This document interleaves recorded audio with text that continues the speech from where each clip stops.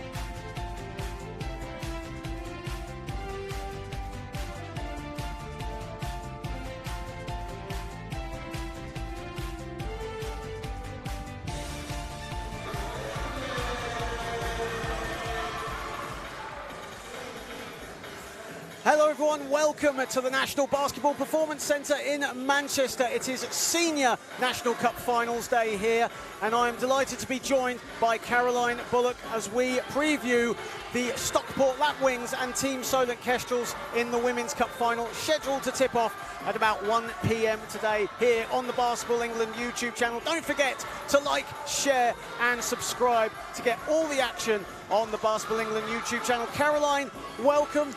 And, you know, it's a fairy tale story, isn't it, for the Stockport Lapwings going up against the Solent Kestrels in this final. They've beaten 3 Division 1 teams already. What do they bring to the table in this final? It absolutely is, isn't it? It's the absolute underdog story. Like, it's great to see Stockport here. So Stockport, you're going to see a really physical game. Coach CJ Lee for Solent has already talked about that. He knows that Solent are a physical team. Stockport are a physical team. They also like to shoot the three-pointer as well, so that's a dangerous combination. They've got a lot of shooters out there, Nick Boardman, Jade Butters, but they can get inside, and they've got Rachel James, who can just cut and get to the basket when she wants to. Absolutely, and for Solent, you know, playing some of the most attractive basketball in Division 1 right now. They beat Bristol Flyers last week reasonably comfortably on our WNBL live show. You know, the three-point threat that they have, you know, through Christina Karpova, Lauren Dabbs, you know, absolutely outstanding.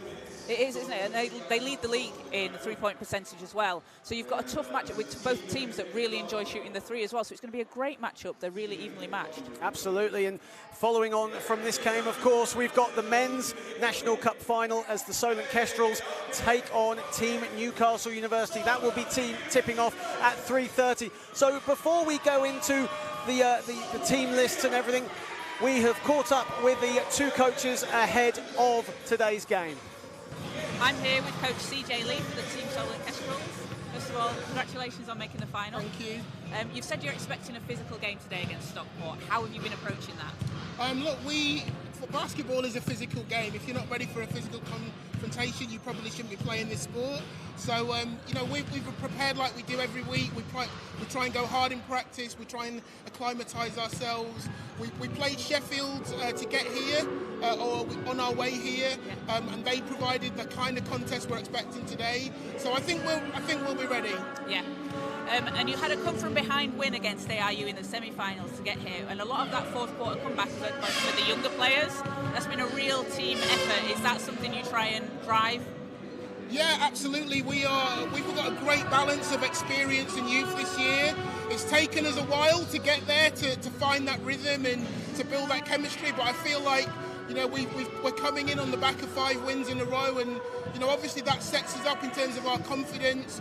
But yeah, we're going to be expecting a lot from everybody today, so it took everybody to get here, and it's going to take everybody to win. And Stockport obviously has taken down a couple of D1 teams already.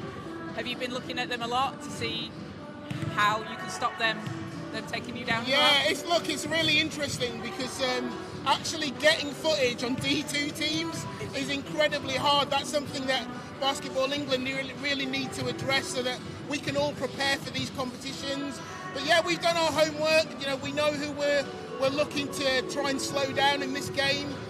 We expect that just like all 12 of us, all 12 of them will be ready to go. So yeah, I'm just ready to get started. Congratulations on making the final. Thank you. You've taken down 2 D1 teams already to get here. How have you been preparing for today? To be honest, we've just been doing what we do. We're the underdogs in all of the games that we've played so far, and we're just going to try to play our natural game, just run, tough defence, and the pressure's not on us. Yeah. So we're going to just take it and run with it. Yeah. So Solent are known for being a very good three-point shooting team, but also a team that likes to get inside as well. Yes. So it's a tough assignment. What are you doing to try and counter that? Yeah, we've been watching the videos, we've been talking to people, trying to find out who the threats are, and we're just going to try and push out. We're very strong with our guards, with that deny, so we're just going to try and get out, get in their personal space, and just make it difficult for them to get their shots. And what would it mean for you guys to win today for D2 basketball, for women's basketball in Manchester? I think it'd be amazing for Jim, obviously Jim Bennison, that's why we're all here. And I think from the start we were underdogs, we weren't supposed to win. So it's amazing. Jade does a lot for female basketball in the Northwest. So if we can just push this, it's just going to be amazing for us. Yeah. Well, congratulations on making the final and good luck in today's game. Thank you very much. Cheers.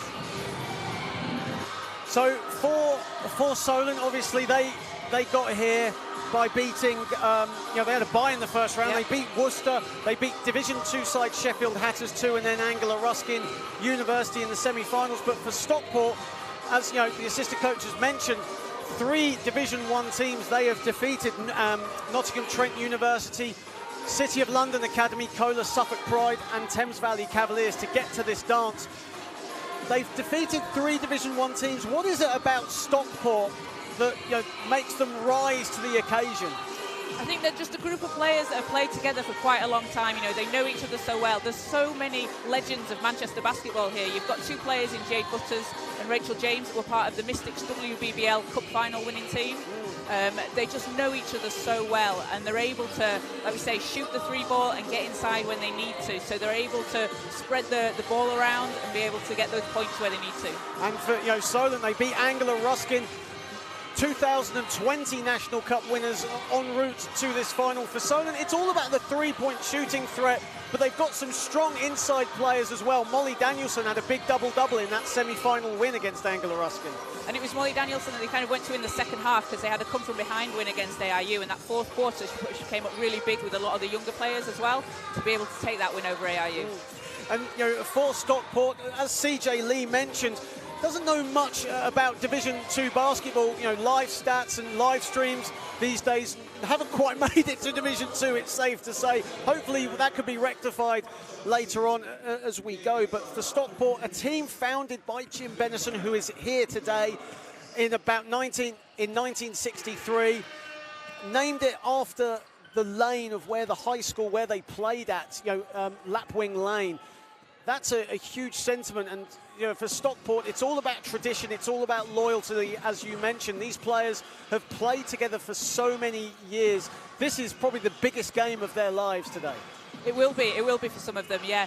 And they want to rise to the occasion as well. They want to show what Stockport basketball can do and what Manchester basketball can do. As Karen, as we spoke to before, she alluded to, Jade Butters does a lot of work for Manchester basketball and a lot of work for women's basketball in Manchester. Absolutely. And they want to use this as a stage as well to show what women's basketball in Manchester can do. And speaking of basketball in Manchester, Jade, along with yourself actually, have formed, not you, Jade, has formed the female, you just play, the Female Basketball Association based here in the Northwest. And female basketball, women's basketball, so huge now and pivotal in what basketball is all about these days and in the past as well.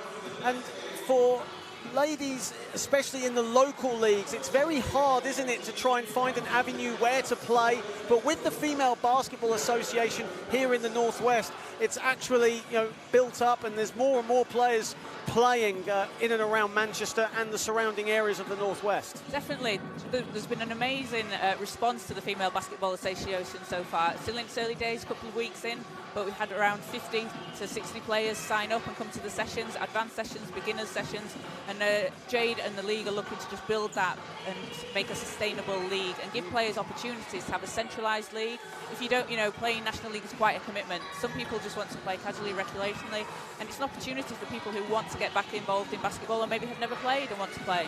And for you as well, how have you actually found playing and just a casual Thursday, Tuesday night that you just go down, play in any gym around Manchester? How have you found the response and playing yourself? What's the competitiveness and the fun like?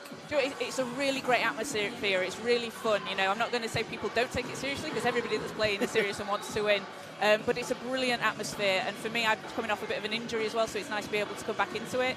And it's a great level. I'm playing at the advanced stage, but there's beginner stages if people maybe want to do something that they've not started. But it's fantastic, and the response has been amazing. And this all stems as well from the Basketball England initiative, all girls basketball, where youngsters can pick up a basketball, shoot in any hoop they can find basically across the country, and just learn the game gradually. It all stems from grassroots, from all girls basketball to the Female Basketball Association, hopefully moving on to WNBL, WBBL, and who knows from there. Yeah, and it's great for young players as well, and young girls to be able to see a pathway that they can do. It doesn't just stop if you can't play after university or something. You can start playing in these leagues, and it's great. It's a great thing for people to be able to see. Absolutely. And for the Solent side, in the south, I know that local leagues for women are being drawn up at the moment, and some leagues around the south are happening. So that initiative is definitely in a work in progress, and it's doing very well. But for Southampton in general, where Solent Kestrels play, there's a huge basketball emphasis in their university campus, the Solent Sports Complex, one of the premier facilities in this country. You've seen that venue a few times. What is it like for Solent to be playing in a venue like that and have the facilities that they have? It's amazing. It's such a boon to have a venue like that as well. I mean, just to have a court without lines all over it as well. Like, you've not got to compete with the other sports. Just have a pure basketball venue as well. And it just makes, it brings us a good level of professionalism as well to the team, and the players should be treated as the professionals that they are. And it's great, and great to see a venue like this as well that we compete when we have the quality and the standard in the stands that you'll see in Solent as well. So we are around about 15 minutes away from tip-off here at the National Basketball Performance Centre here in Manchester. Don't forget to like, share and subscribe to the BU YouTube channel to get all the latest news and when the live streams are next on your screen.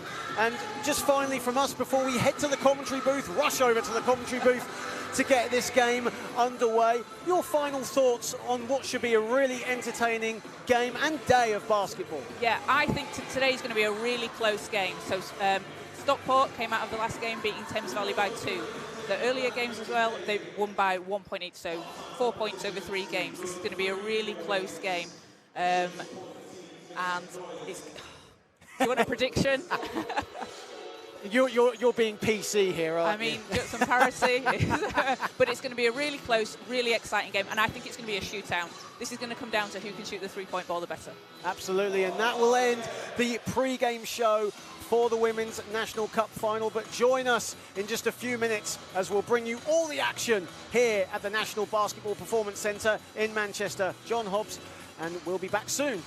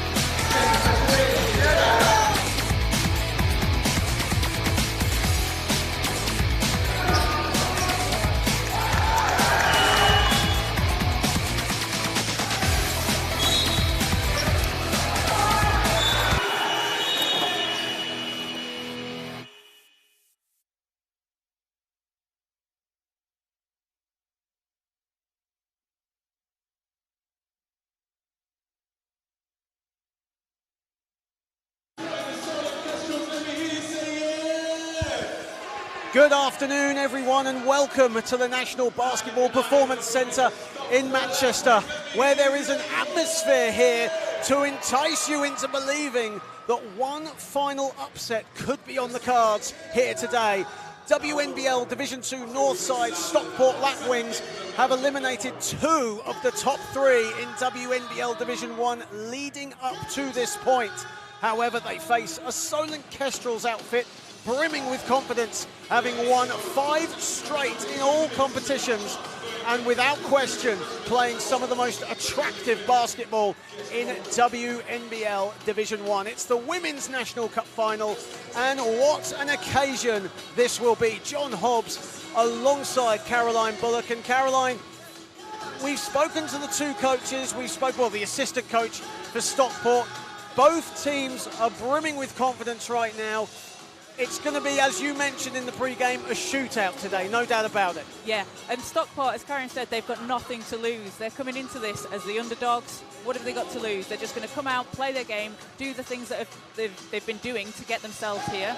And it's going to be a benefit to them as well that there isn't much tape on them, that it's hard to kind of scout them a little bit, so they can use that to their advantage. And it's great to see here as well in the crowd, all the green for Stockport. Absolutely, and amongst the fans for Stockport in attendance, Jim Benison, who formed this club in 1963 on Lapwing Lane, hence why we're called the Stockport Lapwings, if you haven't noticed.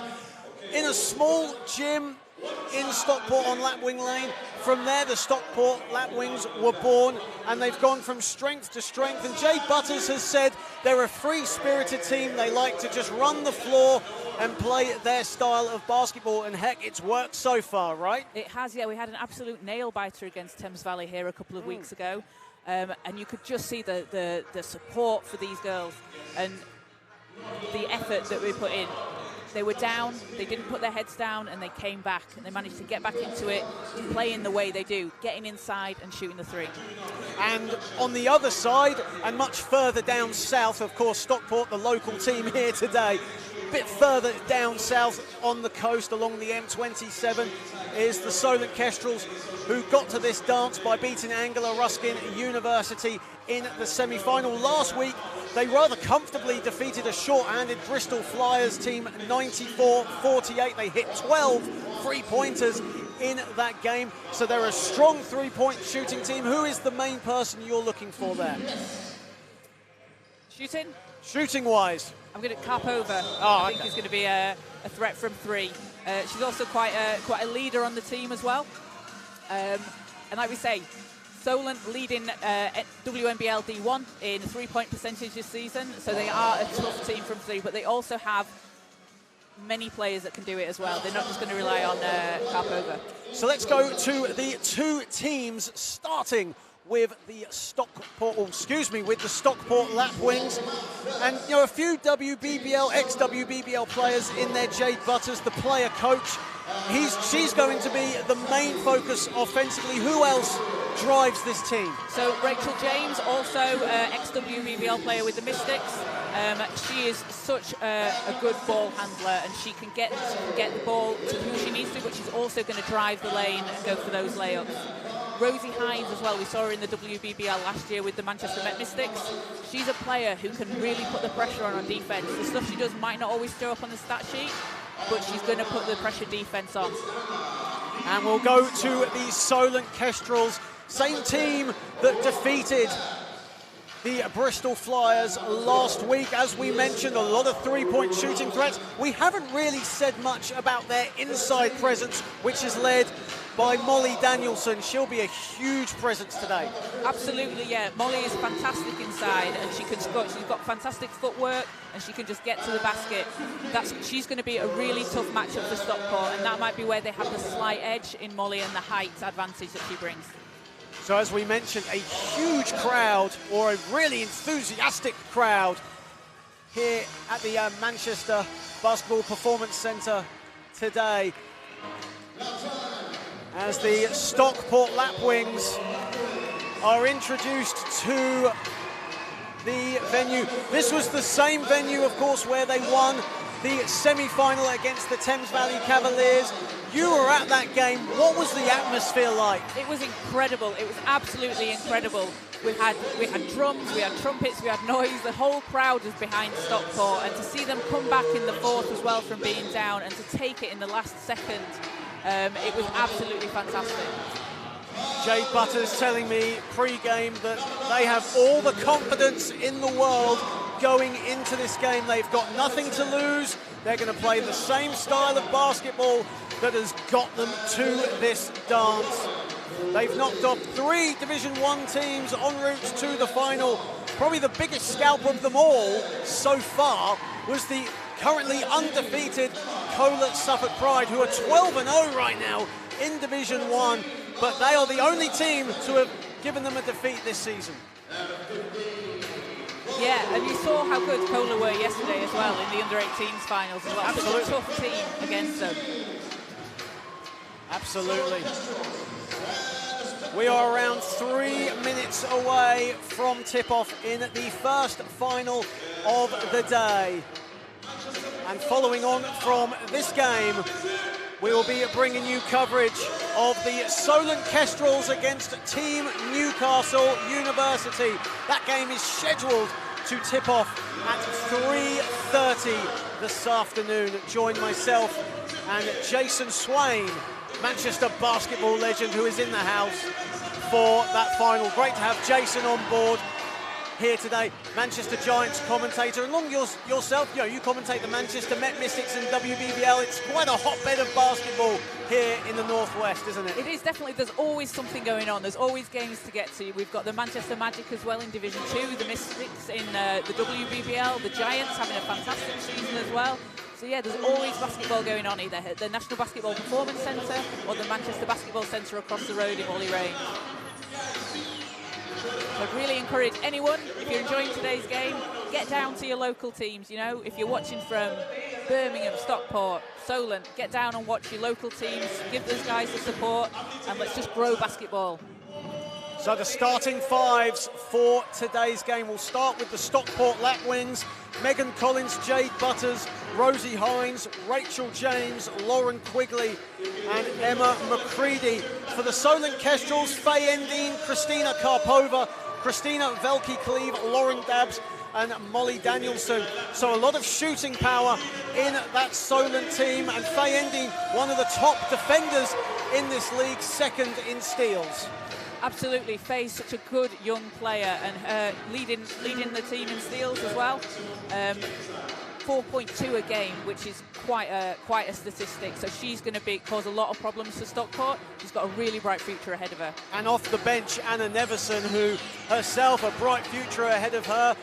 A great shooter, a great inside player, but most importantly, likes to dish the ball out and can find the open player very easily. Yeah, she's been fantastic, and also a Northern native as well from Halifax, so she knows this Stockport team quite well as well, as she knows how Stockport play. We are near tip-off here at the National Basketball Performance Centre. You see on our screen Solent just finishing their final warm-ups. Molly Danielson, who got a couple of double-doubles last week, just missed out actually on a third straight double-double in the win over the Bristol Flyers. She joined me for commentary in the men's game that was preceding her win over the Bristol Flyers. She was really disappointed actually that she missed out on that double-double, but overall glad that she got the win. Solent come into this game with 5 straight wins under their belt. For Stockport, they sit top of Division 2 North with an 8-1 record. That only loss in fact came to Derby in December. Yeah, and they had a game against the Manchester Mystics on Thursday night where they came away with the win as well. So they're going to have a lot of confidence coming into this game. In fact, both teams are. They're both on quite a roll. And really nice to see in the crowd as well some of the WBBL Mystics players and ex-Mystics players supporting Stockport. We've got Hannah Shaw, Alicia Moore, Vanessa Ashborough. And speaking of WBBL players, our thoughts go out to Rhiann Bailey of the Manchester Met Mystics, who was supposed to be joining us today. Unfortunately, she tested positive for COVID earlier today. So our thoughts with her. Hope the isolation goes smoothly, and our best wishes go out to you, Rhiann. Hope you're watching today.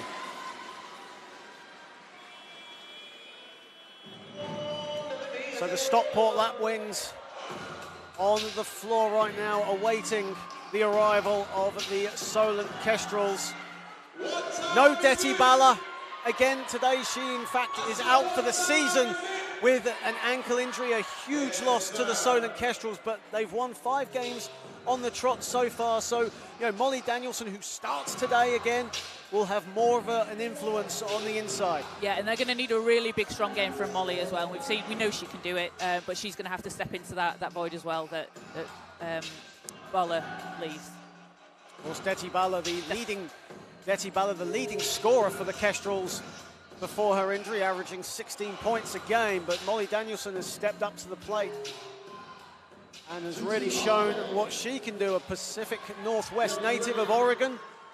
And she will jump up alongside Lauren Quigley for the Stockport Lapwings. It's the ultimate fairy tale final for Stockport, and they get first possession. James. Collins straight away for 3, short. Danielson rebounds. Stockport, a free-spirited team with what Jade Butters told us earlier on, likes to run up and down the floor. As Danielson on the spin, hook shot is short. And here is Butters with the rebound. A lot of offensive firepower from her today. Yeah, and that's what Stockport are going to need if they're going to be able to come away with the final win. James is off right with her 3. So both teams just finding their feet here in Manchester. Velke Cleve driving hard off the glass.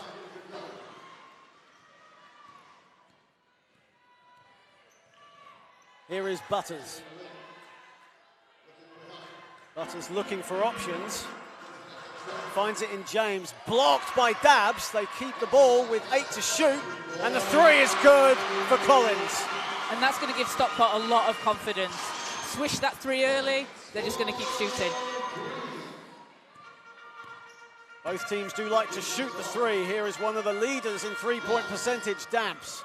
Dabbs instead goes inside, kicks it out to Endine, wide open for 3, and that's money. And this is kind of what we expect to see from the teams. Who is going to shoot the 3 ball the best is probably who's going to come away with the win. Quigley, inside to Butters.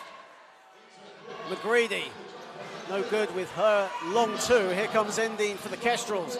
Endine driving, Endine not finishing just on that. Quigley rebounds. Stockport, no problems pushing the ball. Butters going off glass. Stockport as well, a really strong team in transition. If they can get the steal and get out on the floor, they're really fast. Nice pass from Danielson, and Lauren Dabbs says, thank you very much, I'll take that.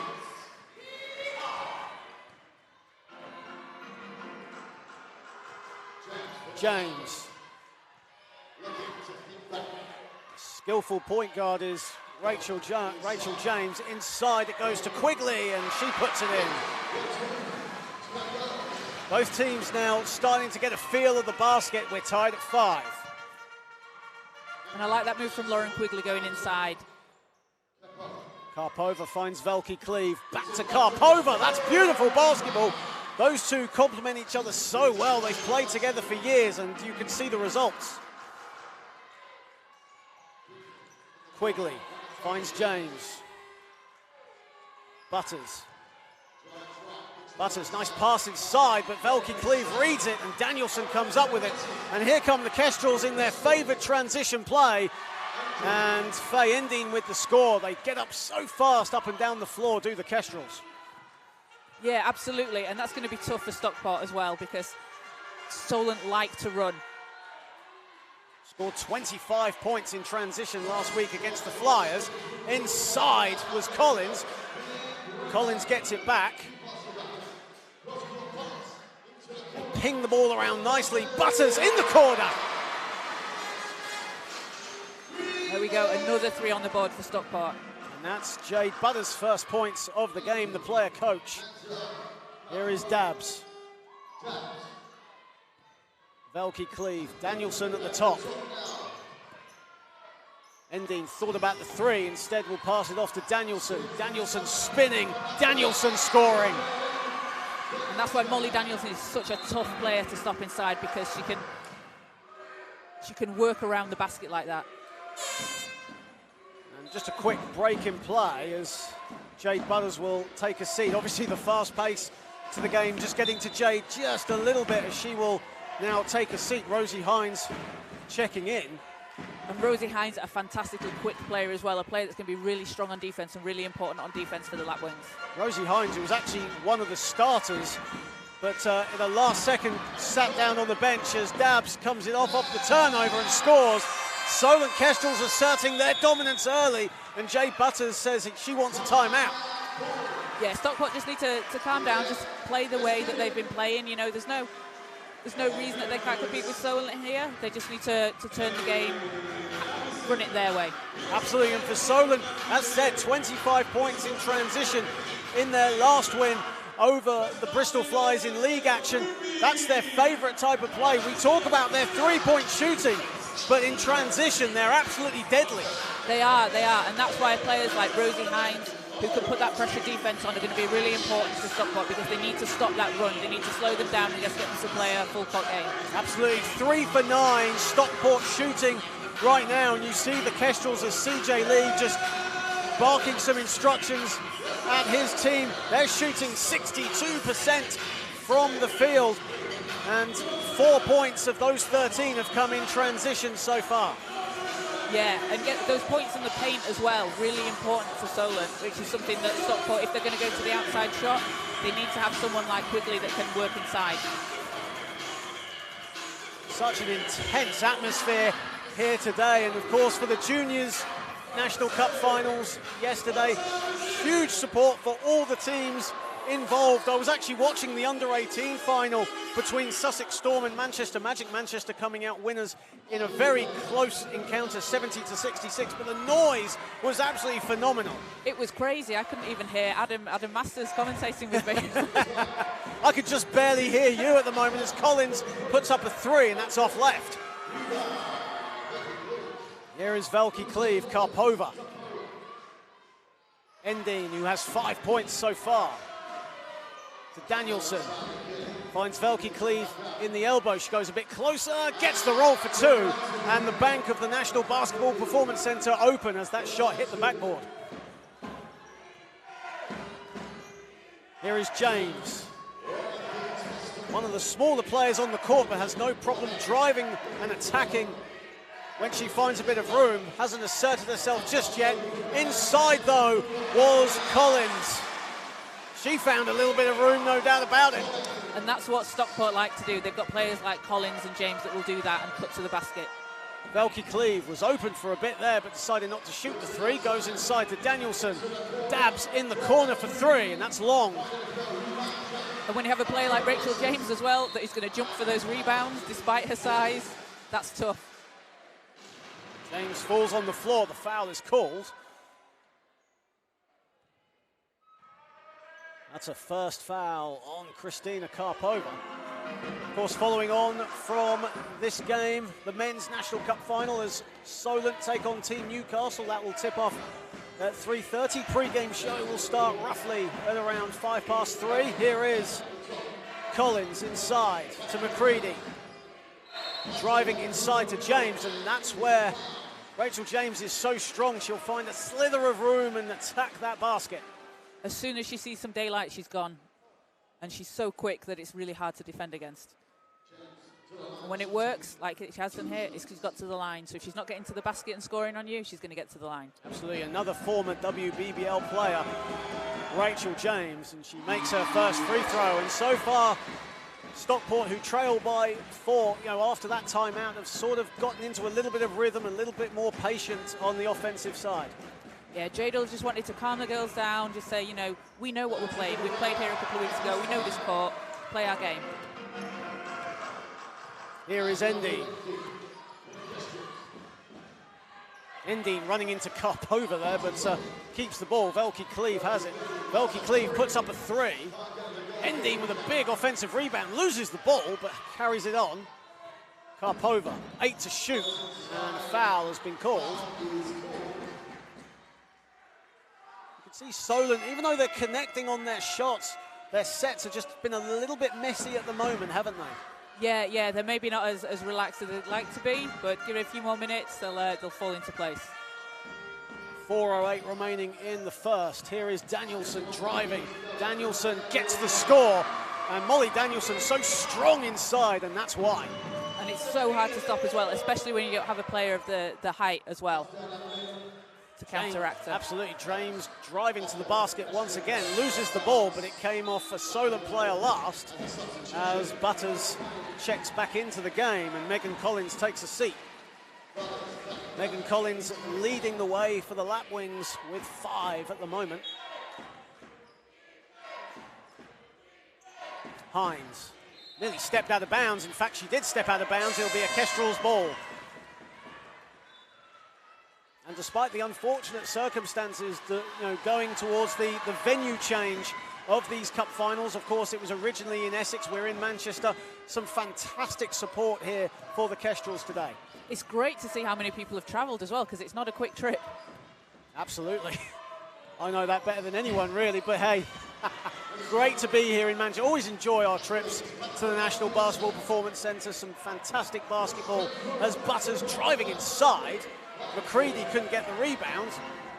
And here is Dabbs. In fact, it's turned over, and Vogue Lucas, who checks into the game for the first time, has it. Velke Cleve came up with it, and Faye ending with the loose ball. It's 2 on 3 here. Karpova trailing for 3. And another rebound for James. Hines finds a bit of room, goes inside, and will go to the line for 2. Just see the players of Stockport just almost getting up to their feet, then realising it didn't come back down, and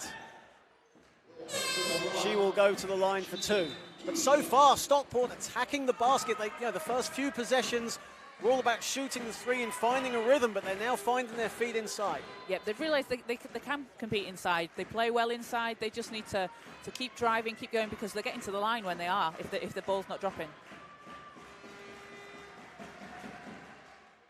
Hines just about gets the roll for 2. And Rosie Hines with the WBBL experience as well, playing against some really top-tier players last year. Splits her free throws, and here come the Kestrels again. Endine sets her feet, puts up a 3 off the back iron. And I think a foul on Molly Danielson has been called, as she was a bit too enthusiastic with her offensive rebound attempt.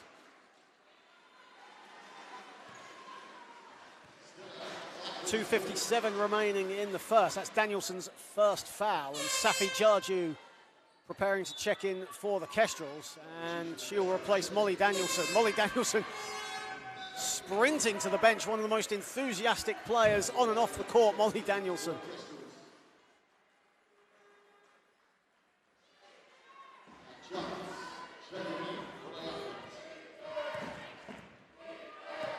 Here come the Lapwings again with Hines. Hines driving at Velke Cleve. McCready, step back, long 2. Karpova and Butters fighting for it. Butters goes inside. That's an amazing job by Stockport to keep it alive. Lucas, 5 to shoot. McCready's mid-range 2 is good. That was some great ball movement from Stockport. Still patient, waiting to get to their spot, even as the shot clock was winding down. Erin Caldwell into the game for the Kestrels. Velke Cleve. Inside to Karpova. Karpova blows the layup. Hines. Vogue Lucas driving. Inside off glass is good for Hines.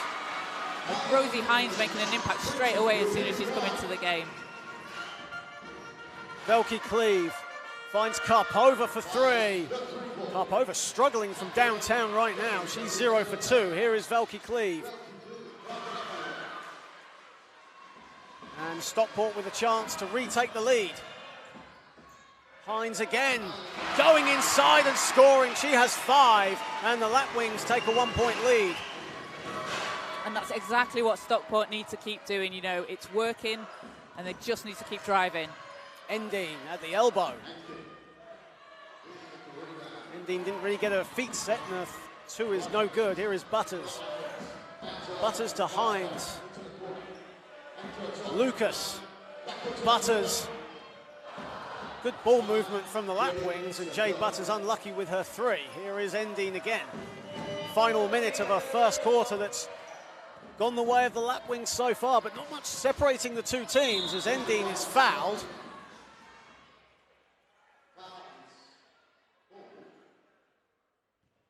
So far, though, the Kestrels just 1 for 6 from downtown as Rihanna Khalil prepares to check into the game. And Rihanna Khalil, a veteran basketball player, you know, 20, 25 years in the game, has said she's never won a winner's medal. So even though Stockport doing this for Jim Bennison today, they're also doing it for Rihanna Khalil.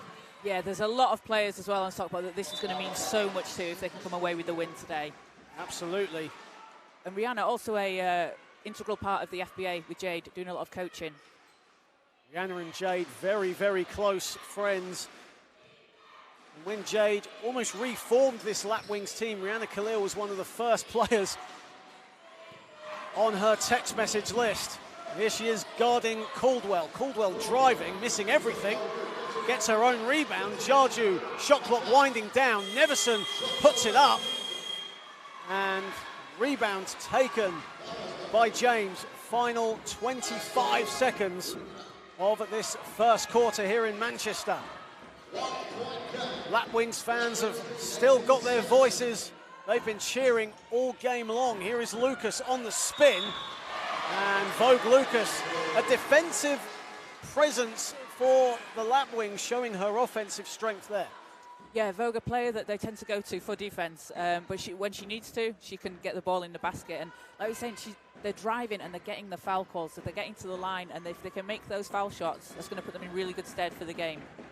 Vogue Lucas, one of 4 firefighters on this Stockport Lapwings team. Hopefully the fire will continue burning in a good way here today as they lead by 2 with 14.5 seconds remaining in the first.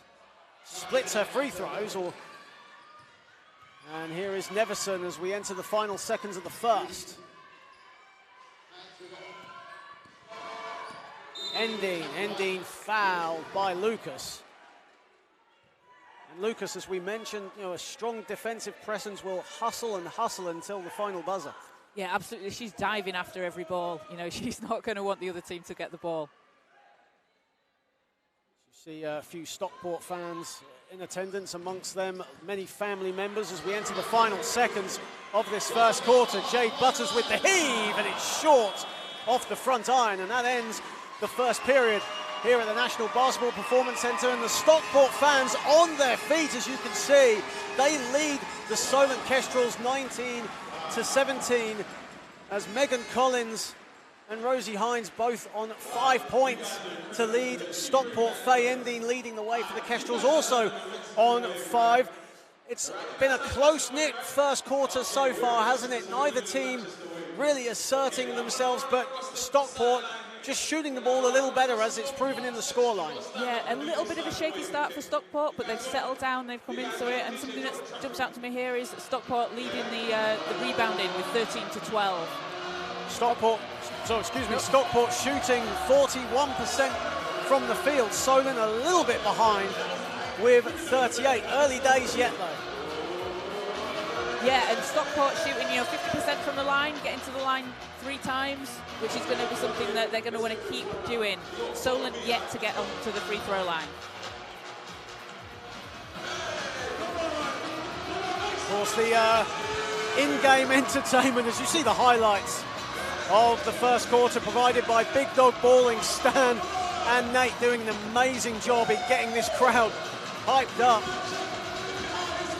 Stan was up and down there all day yesterday, a full 8 hours.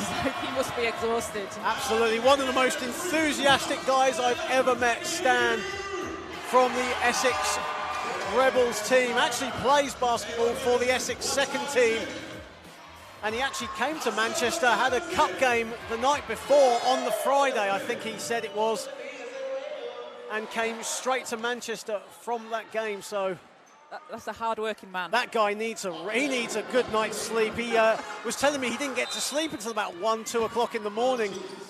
So a guy that still, he'll sleep well tonight when he gets back, I'll tell you. As we start the second quarter, and the ball pinged off our main camera operator, Ralston Humble, who is back on camera duties after missing out last week in Southampton. Great to have Ralston on board. Here is Endine. Velke Cleave driving, hitting glass, no good. Danielson fights for that offensive rebound, and Khalil comes up with the loose ball.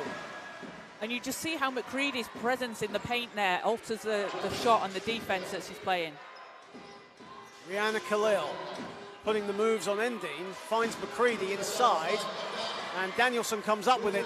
And here again, Solent in transition, and a foul there from Collins on Endine. And again, that transition basketball, and Solent just having no issues, getting to the basket in transition. And this is where Stockport will really have to up their game. They'll have to keep up with that pace. Yeah, because that is a tough pace to keep up with as well, if it's going to go on all game. But I like the foul from Collins there as well. No easy baskets. Solent have got fouls to give. It's okay. Faye Endine. Stockport, apologies. Faye Endine flirting with a triple-double last week against Bristol. 18 points, 10 assists, 7 rebounds. 13 points in their semi-final win over Anglia Ruskin. There's actually a problem with Faye Endine's shorts, so the referees have asked if a player can just take over from the free throw shooting responsibility, and that will fall on Anna Neverson. She misses the first. Don't see that every day, do you? No, certainly not. But Anna Neverson, another player, works so hard. Majority of the time, she's only started one game. She comes off the bench for the majority, and she is playing defense on Jade Butters right now. And the pass from Jones goes out of bounds. Stephanie Jones really enthusiastic as that bounce pass goes nowhere. Here is Neverson. Neverson continuing her dribble. Kicks it out to Karpova. Dabs.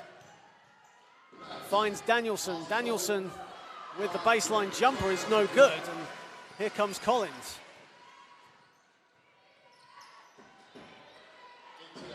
Butters likes that corner three, and that's why.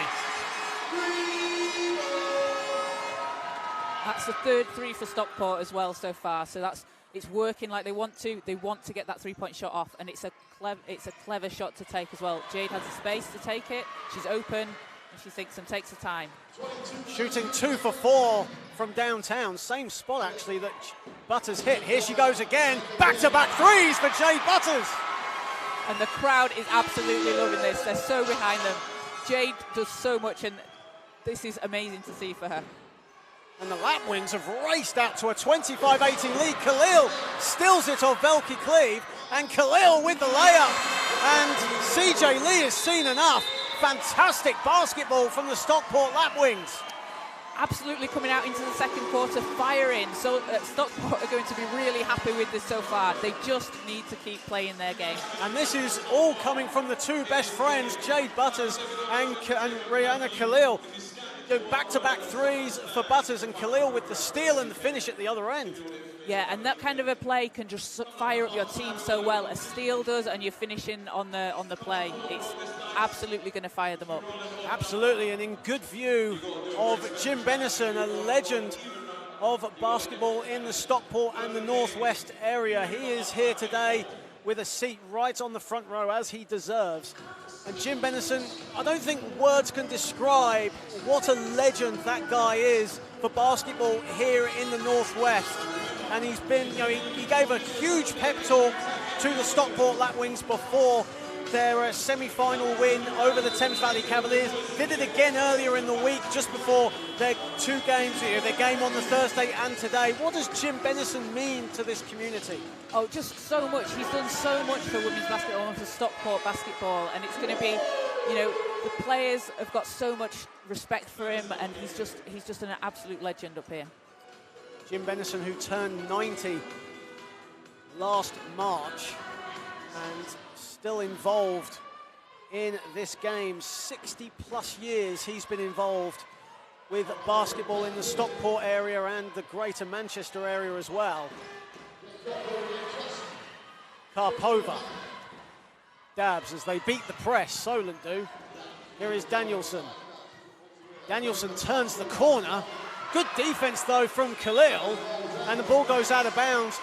It will be a Stockport ball. Clever, offensive possession there, especially from Molly Danielson, but Stockport read that defense well, that offense well. Yeah, and that's absolutely perfect defense as well. Get in the right position, no foul, get your hands on the ball and force a turnover.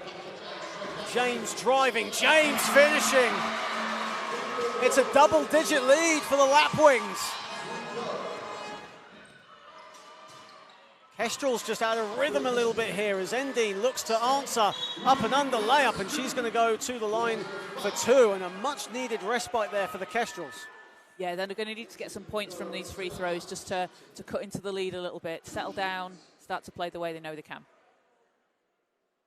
But what a performance from Stockport so far. Absolutely, they've got nothing to lose, and sometimes when you're playing with nothing to lose, you're all the more dangerous, aren't you? Absolutely. As Endine hits the first. Such an incredible noise inside this venue. When we were last here for the men's playoff final last year, there was obviously no one in attendance due to COVID. Great to have fans back in the venue as Jade Butters gets the two. And that's a 12-2 run for Stockport this quarter. Endine dabs. Velke Cleave. Dabs for three, misses everything. And here come the Lapwings right again. All the confidence in the world. Here is Collins, Khalil. They ping the ball around nicely again. Butters.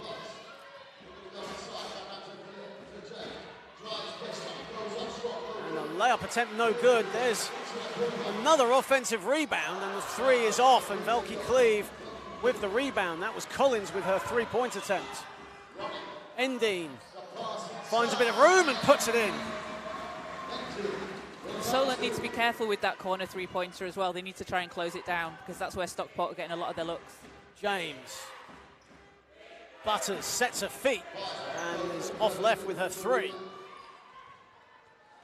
Bit of a heat check there for the Lapwings as Velke Cleave comes up with it.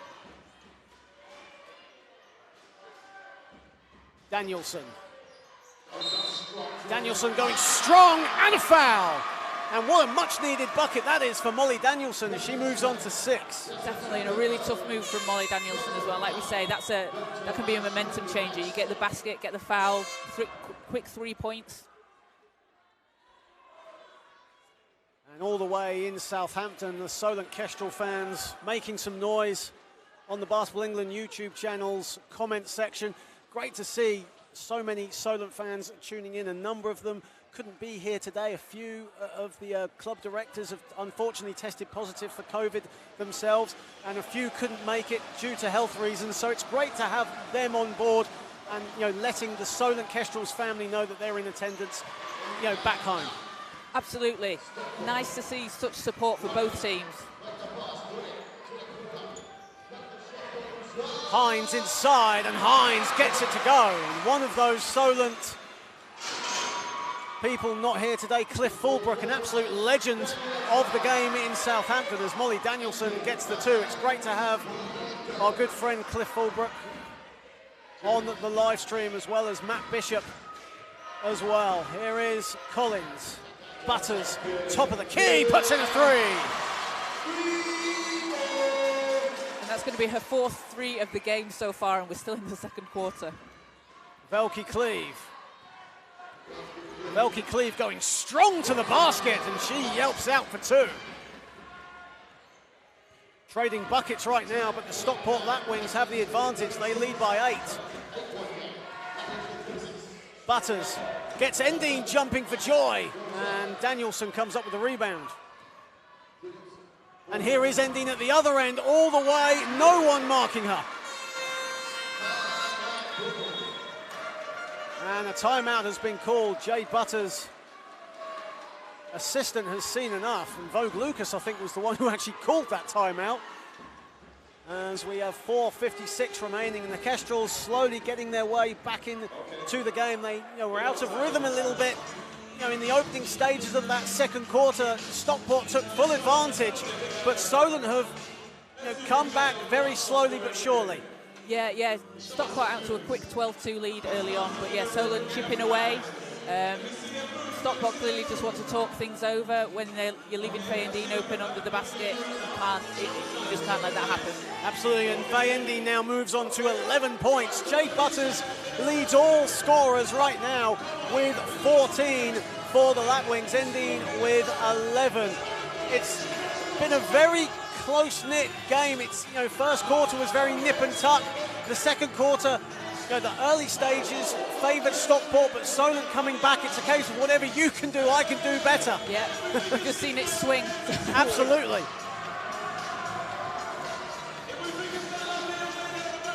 Solent almost very slow to come back onto the court, as the referee's telling assistant coach Chris Mays to get a move on there, as we want to get play back up and running. 4:50 remaining in the second. Khalil gets it back, puts up a long 2, and that's short. Danielson, another rebound. Here is Endine. That's Danielson's 8th rebound to go with 8 points, so she's flirting with a double-double already. Here is Danielson, spinning. And the rebound goes to the smallest player on the court, as Rachel James has it. James driving, and she's going to go to the line, and Rachel James playing to her strengths there. Absolutely, she's such a quick player. She's small, but she can get those rebounds as well. And when you're as quick as Rachel James is, you can get to the basket, you can drive that lane. Absolutely, Jade Butters saying pre-game that that's her huge strength, is driving to the hoop, and it's so misleading as well. You expect a point guard of her size and stature to dish the ball and be a facilitator, but not Rachel James. She wants to get in the action. She does 100%. She now moves on to 5 points, 4 rebounds to go with that stat line. Here is Endine. Chiara De Stefano into the game for the first time for the Kestrels. Karpova looking for De Stefano. Here she is on the ball, driving at Khalil, and that's an offensive foul, just showing a bit of that stiff arm to Rihanna Khalil. And great from Rihanna to take the contact there. Force a turnover, charging foul. That can be quite a game changer as well. Absolutely. An offensive foul, because it's such a tough foul to take. One of the veterans of the WNBL, Rihanna Khalil, nearly 20 odd years in this game. She's been around this game a long time.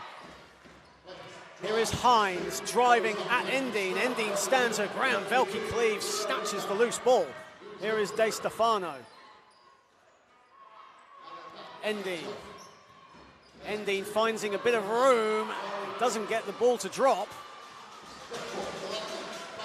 Here is Hines. Khalil. Boardman. Inside is James. James doesn't get the layup to go.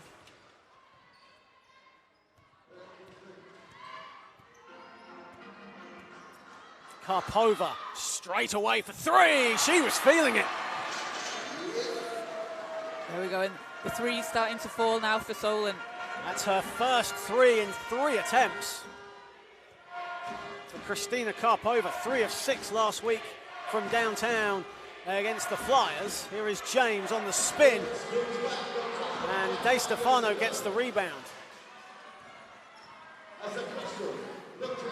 Velky Cleve also flirting a little bit with a double-double right now, has 7 rebounds, 4 points. As Endine puts in a 3, back-to-back threes for the Kestrels, and the gap is 2. And that's huge for Solent. If they're going to get the 3-point shot drop in, it's going to be really tough. And Solent come up with it again. Chance to tie the game here as Endine going all the way and doesn't get it to go. Khalil with the rebound. Stockport getting a bit lucky there with that shot not dropping. Hines. Here is Khalil. Stockport just need to slow offense down here. They're getting a bit too quick up and down the floor. Hines driving. Hines misses the layup. Good spell this for the Kestrels as Velky Cleve comes up with it. De Stefano. Karpova inside to Danielson. Endine for 3, misses everything. And a quick run of threes ended with that air ball.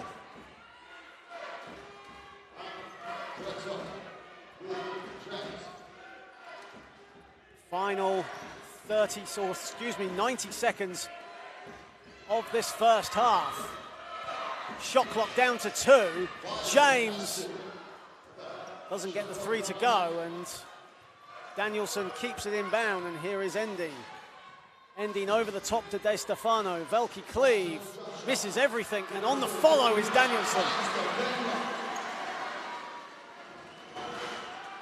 Game is tied at 38, final minute of the first half.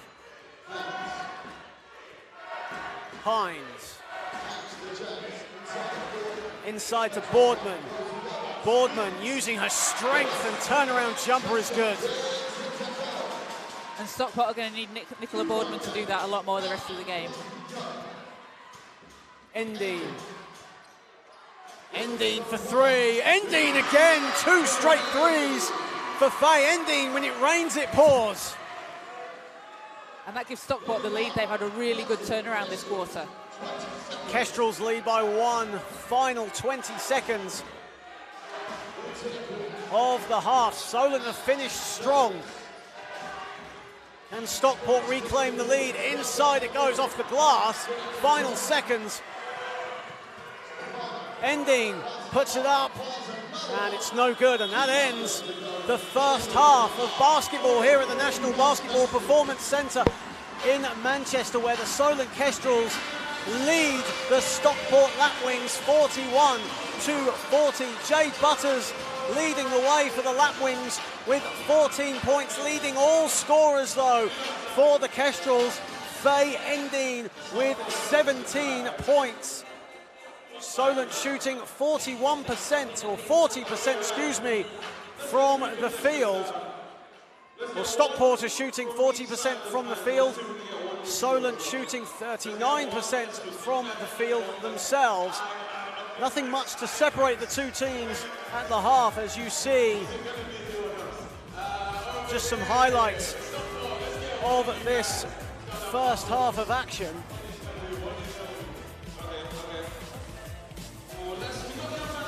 Of course, don't forget to like, share and subscribe to the Basketball England YouTube channel. And of course, set your notifications on to be aware and to be notified of when Basketball England are next coming to your screens. As you see highlights of the first half of action here in Manchester, Stockport started a little sloppily, got their 3-game working. Solent pushing the ball in transition to start with.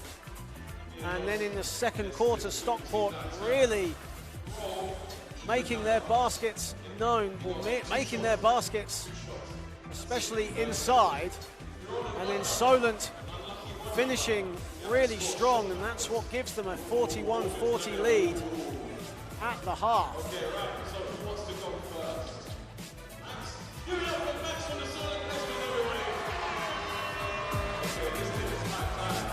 As we do aim to get trying to get a Stockport player for a half-time chat. Solent have rushed back to the locker rooms at the half.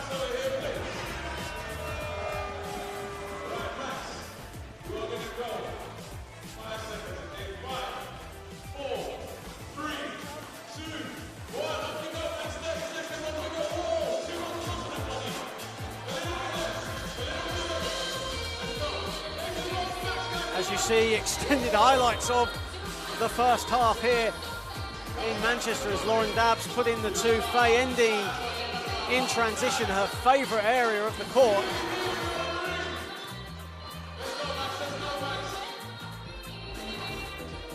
And we finally caught a Stockport player for a half-time chat as Rosie Hinge is with Caroline. I'm here with Rosie Hinge from Stockport. Rosie, how have you felt the first half's gone? The 3 points started dropping for you. It's been a lot of runs. They've been having their runs, we've been having our runs, but we just need to stop their top player, number 6, from getting the ball. If we keep playing like a team and moving the ball and getting back on defence, we'll start to get our run back like we did in the first quarter. Great, thank you very much. Good luck with the second half. Thank you. Thank you, Caroline, and we will be back in roughly around 8 minutes' time for the start of the third quarter. Just enjoy the highlights of what has been a fantastic first half. Solent leads Stockport 41-40 here in the Women's National Cup final.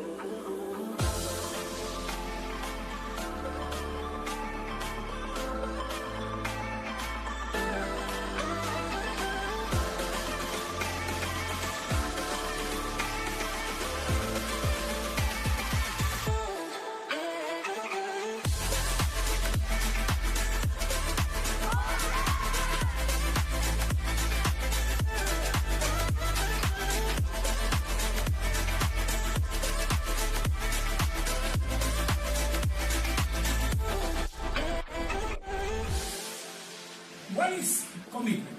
We have commitment, is very difficult to learn.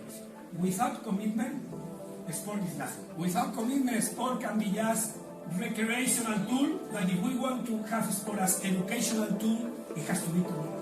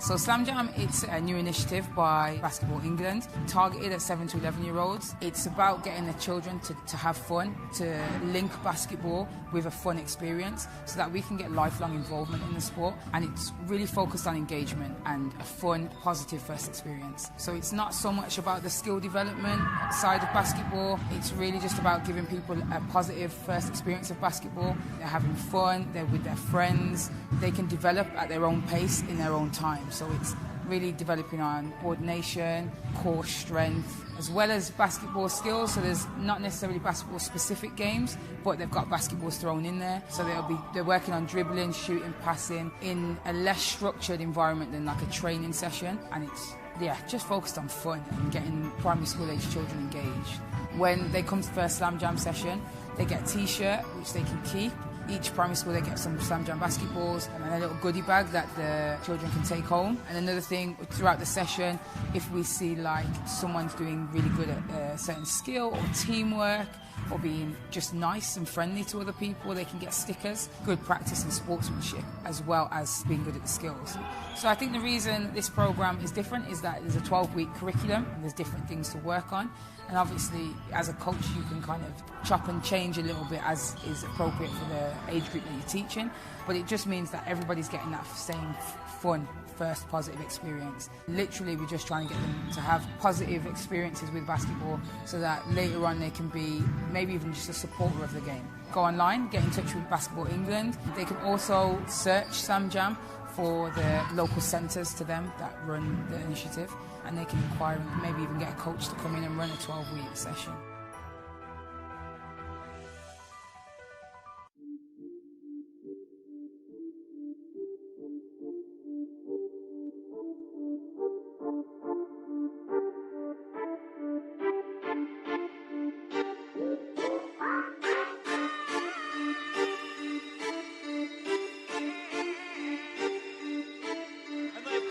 Semi-final by 12 points and move through to the gold medal game. They're guaranteed a medal here.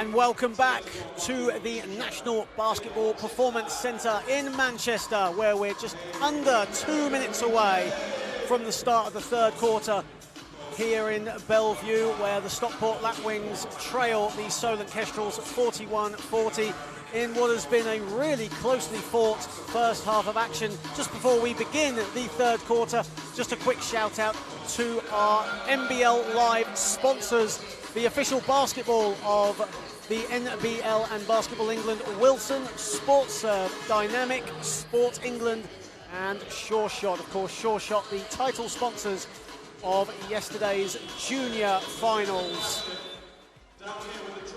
John Hobbs alongside Caroline Bullock. And Caroline, it's been a very, as said, a very closely fought first half of action. You know, what do you feel is needed for Stockport to find that rhythm that they found in the early stage of the second quarter in this second half?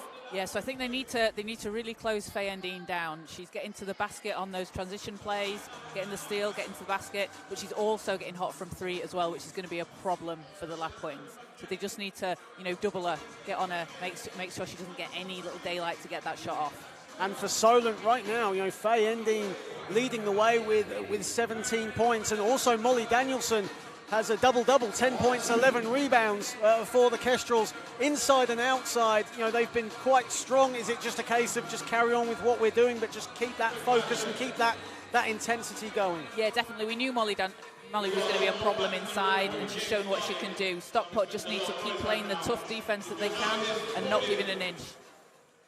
So if you've just joined us on the Basketball England YouTube channel, welcome to National Cup Finals Day here in Manchester. And of course the junior finals played yesterday in front of some really enthusiastic fans. Caroline, you were part of the commentary team for that, and our congratulations go to the under-18 winners, Cola, Suffolk Pride, Manchester Magic, and to the under-16 winners, Haringey Angels and Islington Panthers. A great day of basketball there. Oh, it was a fantastic day. Yeah, we saw so much talent. We saw so many great games as well, and just a packed stands and a great atmosphere. Absolutely, and strong London representation in that winners' circle from yesterday, and that's great to see. And here is Butters to start the third quarter.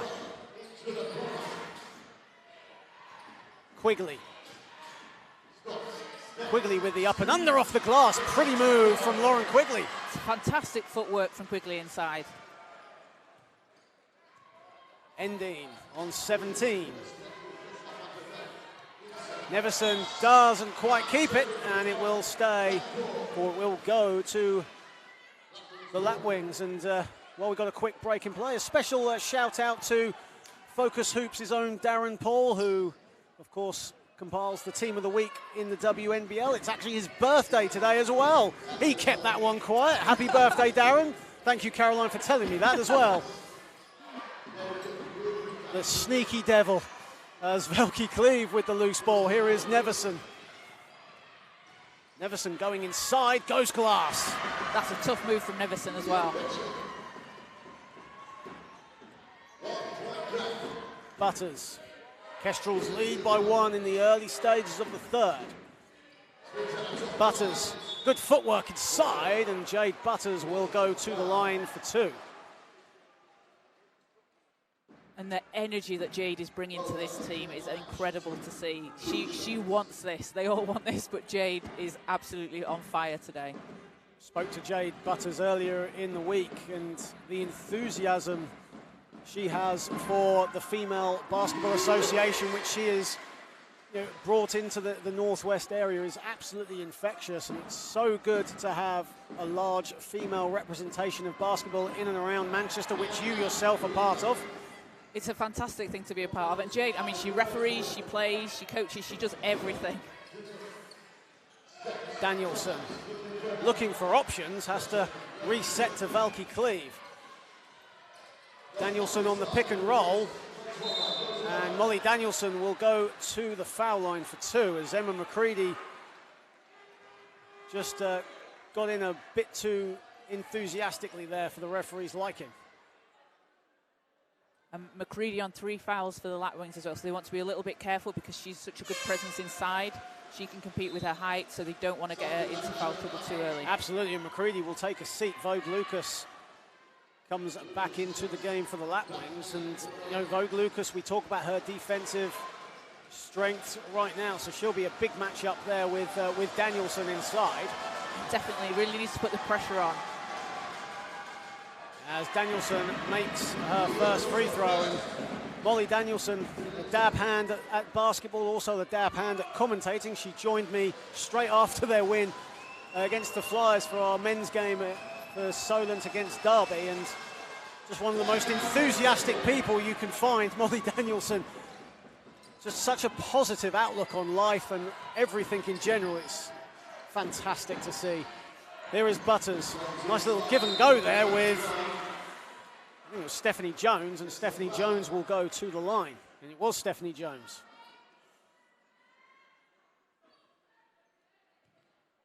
We mentioned earlier, Stephanie Jones, one of 4 firefighters on this Stockport team, and a team that's made up of, you know, employers around the Manchester University area, made up of teachers, firefighters, security officers, and public relations officers. So, you know, a vast mix there, but they all, you know, congregate around 2-3 times a week for training, and such a free-spirited team as well. They've not really got a set thing of what they do. Their team is set out month by month. Yeah, they just play how they like to play as well, what they're feeling. Quite different, but it works. Their Absolutely. approach works. Yeah, 8-1 right now in Division 2 North. Their only loss coming against the Trailblazers just before Christmas.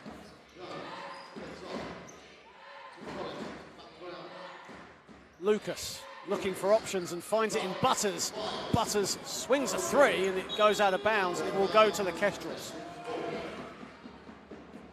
And that's a good look for Jade. I like that. You know, the shot didn't drop, but I like the look, and I like that she's taking the shot. Just saw a quick picture there of the Stockport fans in attendance, and on the Stockport side, it's actually a near full house. There's a good amount of Solent fans, though, in attendance today, but for the Stockport Lapwings, what a turnout it's been. It's fantastic. You can see all the green in the stands there.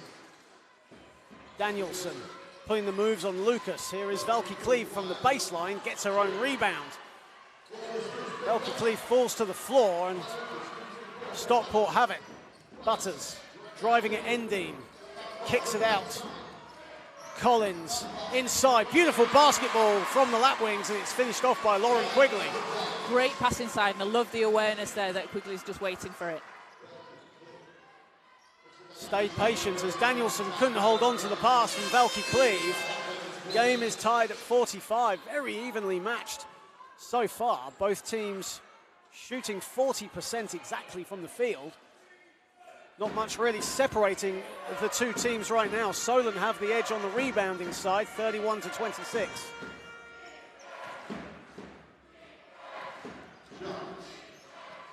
Jones finds Butters. Butters another 2-pointer, that misses everything. Safi Jarju into the game for the Kestrels. Jones again, drones driving, and Danielson rebounds.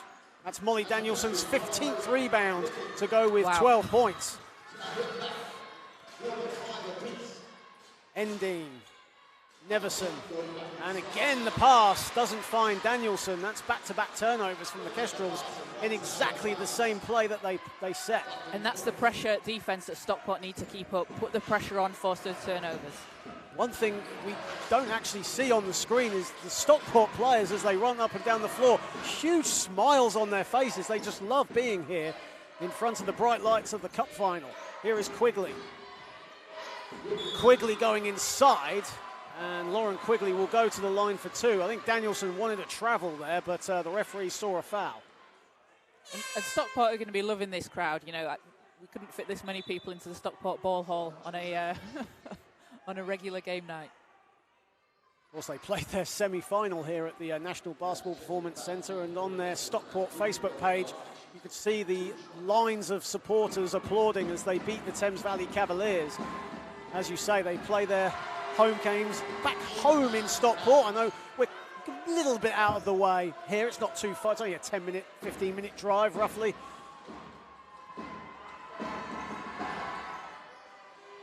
And Quigley's free throw is good off the back iron. And the Lapwings have a 1-point lead with 4 minutes played of the third. Here is Dabbs inside. Dabbs misses everything. Butters driving at Jarju. Quigley. Jones looking for options. It's a mismatch here with Danielson. Here's Butters for three. Both teams really struggling to find their rhythm from deep in this third period. Neverson. Jarju.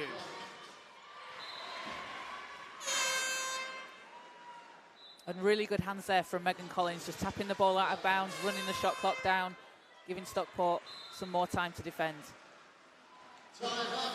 Timeout called, and a lot of the comments on the YouTube section saying that this will go down to the wire, along with a few fan comments for Miss Jade Butters. Either way, it's a 1-point game with 5:37 remaining. And Jay Butters has actually called that timeout. Lapwings lead by 1. And Jay Butters leading the way with 15 points. And she told me that, offensively, the burden usually does fall on her. There's loads of role players in the team. But for Butters right now, the offensive opus is on her. Right now, she's actually led the scoring in Stockport's last 4 games. So, offensively, it all falls on her, it seems. Yeah, she's a leader, and the way she plays as well, she leads the team. But players like Rosie Hines, Rachel James, they're going to be able to step up into that scoring role as well. Jade's already hit 4 threes. I expect her to keep shooting them, but Stockport are going to need some other players as well to come in. And Jade Butters not really one for scouting the other teams. In fact, she actually got Manchester Mystics' Dave Atkinson to provide her with a detailed scouting report on the Solent Kestrels. He also provided her with the scouting report for the semi-final game against the Cavaliers. So a lot of help around the Manchester area. Yes, definitely. And a 5-second violation. Lauren Dabbs couldn't get the ball off in time. A very rare call. Don't see that very often, but that's credit to the defense of the Lapwings. And that shows the pressure that they put on. And Rosie Hines is coming into the game as well. And as I've said before, such a presence on defense is Rosie Hines. 1-point game, 46-45. Of course, following on from this game, we have the Men's National Cup final set to tip off at 3:30 as the Solent Kestrels take on Team Newcastle University. Newcastle's second final in quick succession. As Lucas has it, shot clock down to 6, and the ball goes out of bounds, and it will be a Solent ball. And at the other end, Solent repaying the favour.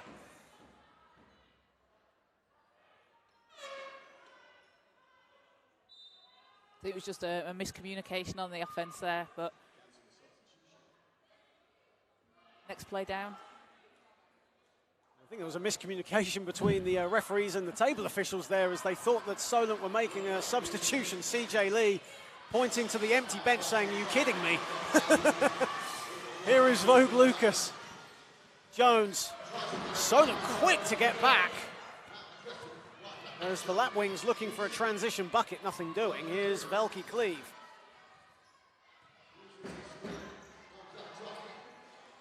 Safi Jarju.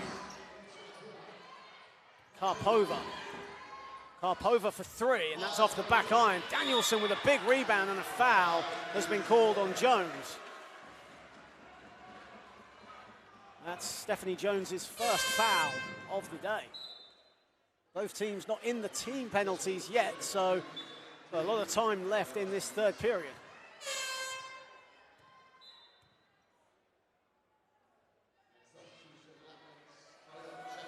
As Rihanna Khalil checks back into the game, and Jones will take a seat.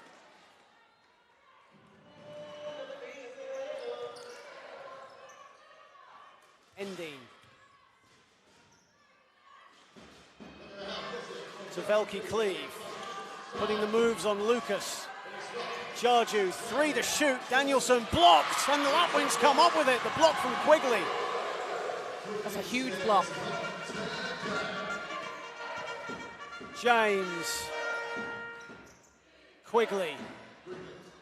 Looking for the long 2, instead drives inside. And Danielson at the other end. In fact, it's a Solent ball. Good defense there from Molly Danielson. And a sigh of relief for the Kestrels. Endine.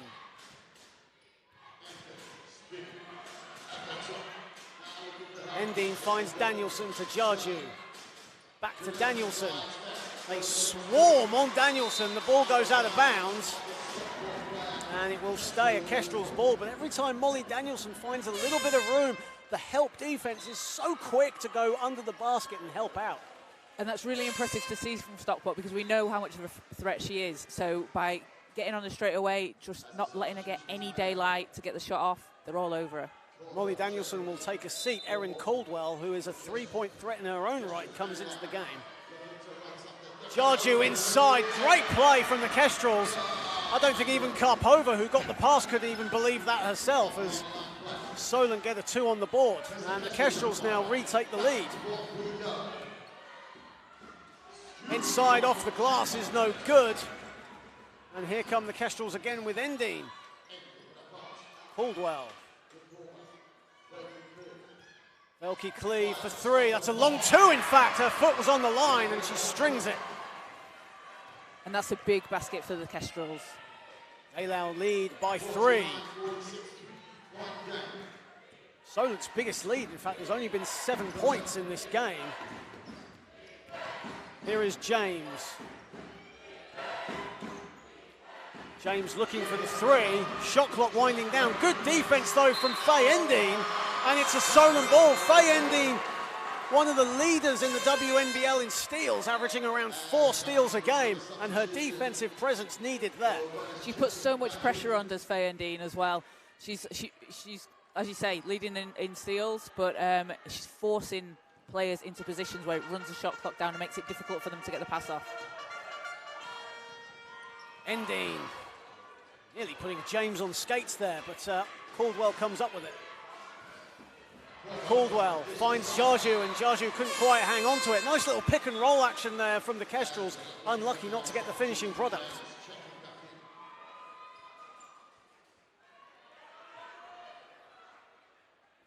As Rosie Hines takes a seat.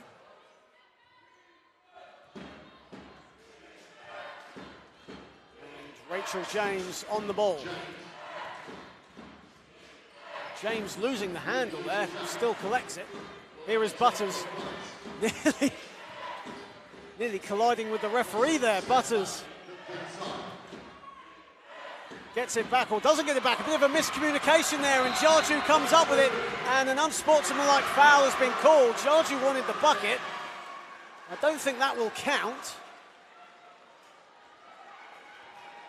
unless the referee wants to make a massive continuation of play. Unsportsmanlike foul has been called. 2 shots for Safi Jarju, and that is Vogue Lucas's 3rd foul. So both Emma McCready and Vogue Lucas now on 3 fouls, and for your 2 main defensive players, that's a big moment there for the Kestrels. They'll look to take advantage of that, as Safi Jarju will go to the line. It is, definitely, and you wonder whether they might come out of the game and sit for a little bit, keep them in the 4th, maybe put Nick Boardman in to get some strong presence down on defense, but that's a dangerous position for the Lapwings to be in. And amongst the people joining us today on the live stream, great to have Anglia-Ruskin University's Kat Holm with us today. Of course, Kat Holm in the Anglia-Ruskin University. They made the semi-finals, unfortunately lost out narrowly to the Solent Kestrels in what was a very, very entertaining, very physical encounter, but Solent coming up with the win on that occasion. Yeah, a fantastic game that was. Solent coming from behind to take the win, and Kat Hume, a fantastic player, was great in that game. I'm sure she'd love to be here playing. So, Stockport fan for today? I don't think she'll comment really, will she? Or will she? I don't know. Either way, great to have Kat on board. A regular in the Focus Hoops Team of the Week for the WNBL and leading the league in rebounds and in there as well when it comes to scoring. Definitely in contention for MVP of the league this year as well. So Safi Jarju going to the line for 2 shots as Vogue Lucas judged with the unsportsmanlike foul as Jarju was going for what looked like a certain basket in transition. And Safi Jarju, not the best free throw shooter in the league, only around a 56% foul shooter for the season, misses both free throws. But Solent will keep possession with 2:27 remaining in the third.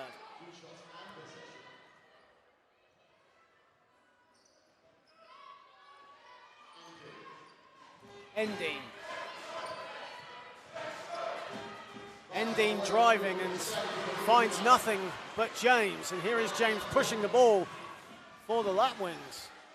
Khalil, wide open corner 3 off the back iron. Stockport getting some really good looks from that corner 3. And Khalil, a decent 3-point shooter in her own right as well, has missed both of her 3-point attempts.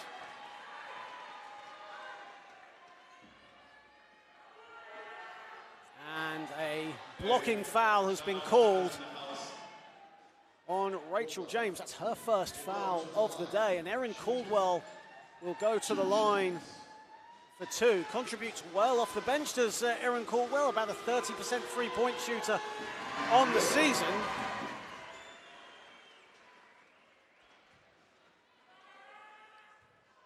And she makes her first. And the Kestrels now lead by 4, make that 5 with 2:01 remaining in the third. You sense slowly but surely the Kestrels just asserting their own dominance to this game as Stockport's offense has dried up somewhat. Yeah, Stockport just need to hit a couple of baskets, just get something going. Butters, good footwork from Jay Butters. Quick change of pace as she'll go to the line for 2. And Jay Butters, throughout this entire game, just a huge smile on her face, and that's just Jay Butters all day, isn't it? It is all day long. She loves it. She loves basketball. She'll love being here, and you just hope that Stockport can finish for her as well. When the Lapwings restarted as a Division 2 team, Jim Bennison reached out to Butters, and Butters agreed, but only if she could get about 20 players in and around the Stockport area to join this team, and lo and behold, about 30 people turned up, Jade was telling me earlier on, and a number of those players have remained here today, and some of them are even on the roster in this cup final. Nice defense there from Butters on the trail, and a foul has been called. And Jade there, she's doing it on offense, she's doing it on defense, she's playing such an all-round game. As Rihanna Khalil will take a seat, and Vogue Lucas on 3 fouls checks back in. So, Solent will look to zero in on her, and Emma McCready also on the floor as well. So 2 players on 3 fouls on the court. Stockport need to be really careful there. You don't want those guys in foul trouble for the 4th. And on the flip side, Faye Endine also on 3 fouls as well for the Kestrels. So on 17 points, leading all scorers, or joint leading all scorers alongside Butters. Velke Cleave. Risky pass from Velke Cleave. She keeps hold of it. Vogue Lucas, though, comes up with a loose ball, and in transition, here come the Lapwings, and a missed layup there from James. Endine. Velke Cleave. In the corner is Erin Caldwell. And that just about goes in. Needed a little help, but it dropped. The 5th 3-pointer for the Kestrels in this game. Shooting 5 for 16 from long range. Quigley nearly lost it, and the ball goes out of bounds. Good spell this, Caroline, for the Kestrels. It is, yeah. They've come back. They've started to get on a bit of a roll. You know, the shots are dropping, and they're getting to the basket. That's a 12th turnover for the Lapwings. And Stockport need to be careful not to let this lead get too far ahead before the break. Final 35 seconds of the third, and the Kestrels lead by 5. Caldwell. Velke Cleave. Velke Cleave driving, stops, misses the 2, and the ball goes out of bounds. It will stay with the Lapwings, or will go to the Lapwings. And you see who's jumping for that rebound, the smallest player on the Absolutely. court, Rachel James. She has fought for every loose ball here today, has Rachel James. She has 7 rebounds right now, 6 rebounds, excuse me, to go with 6 points. Here is Butters. Here is James, thinking of the 3. Shot clock down to 4. Off the glass is off from Collins. Final seconds of the third. Velke Cleave doesn't see the shot clock, and that ends the third quarter. The Kestrels finish strong. They lead 54-49. Stockport, though, still in this. And as you say, Caroline, it was important for them to not let the lead go too out of control. And so far, you know, they're still in this. Yeah, absolutely. It's only 5 points, couple of quick baskets. And this is roughly the same position that Stockport were in going into the fourth against Thames Valley a couple of weeks ago. So it shouldn't faze them. It's not going to be where they want to be, but they were down a little bit. They came back. They just need to get some defensive stops and get some quick baskets. The three's not been falling for them this second half. Maybe they just keep going inside if that's working for them. But yeah, it's not out of reach. And Faye Endine and Jade Butters leading the way for their respective teams with 17 points each. Jade Butters had 18 points in the semi-final win over the Cavaliers, so a big fourth quarter needed for her, but also for the other players as well. You know, Rosie Hines, who had 15 points in that semi-final, she has 7 points alongside Lauren Quigley. So you know, it's about the role players and how they can step up for the Lapwings.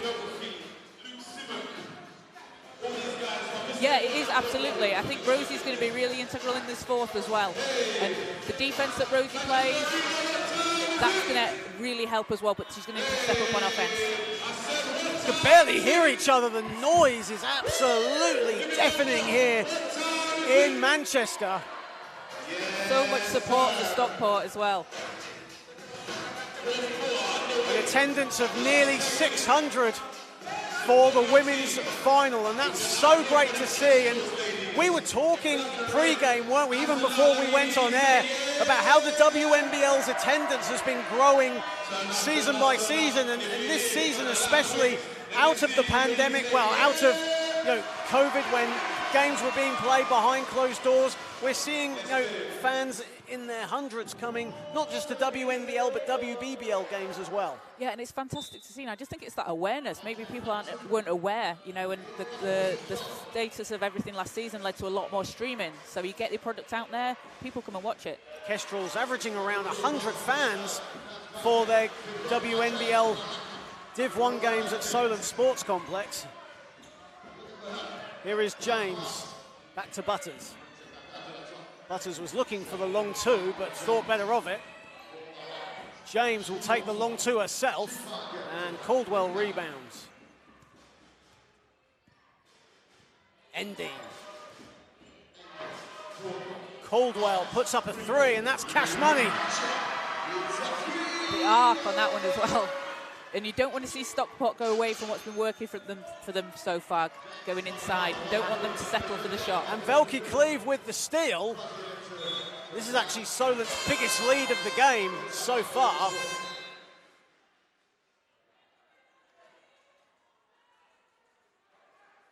And the ball will go to the Lapwings, and Solent doing what Stockport were doing in the second quarter, just pressing full court here as Endine and Dabbs trailing on Hines. Butters. Butters loses the handle, and it will be a Solent possession. So far, everything going Solent's way right now. It is. I think Stockport just needs to take a breath, calm down, keep playing. Just do what's been working for them. They need to be trying to get inside as well. They are the masters of the close game. Stockport, as Velke Cleave goes inside and banks it home. And it's a double-digit lead for the Kestrels. Butters looking to answer, blocked by Jarju. Ending. Stolen again by Butters this time. Butters going inside, blocked by Dabbs. What a sequence at both ends.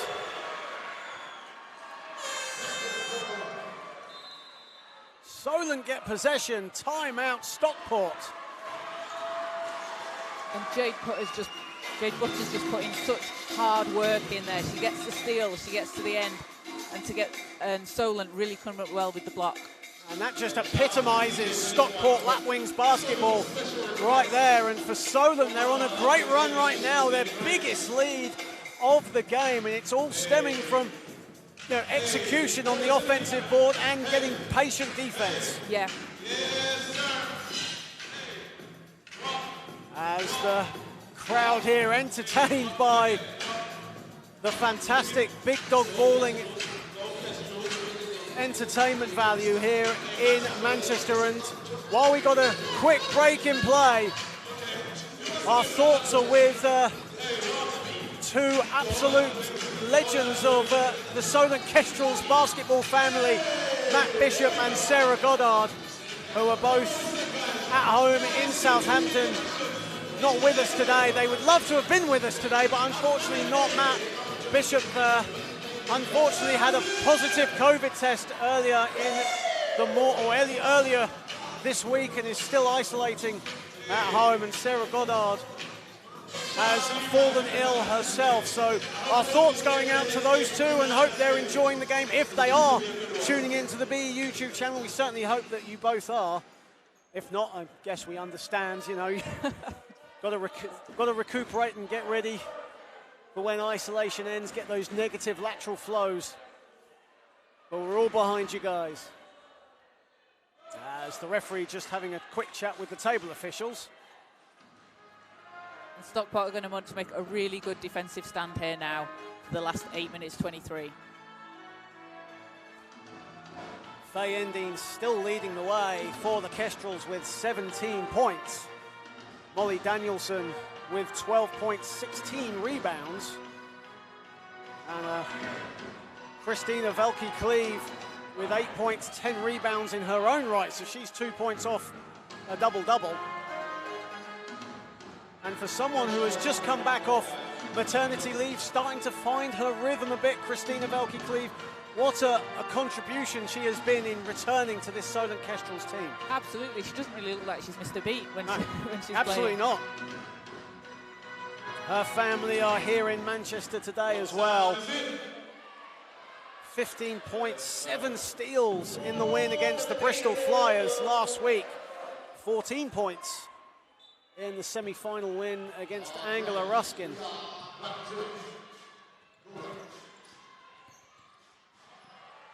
Caldwell.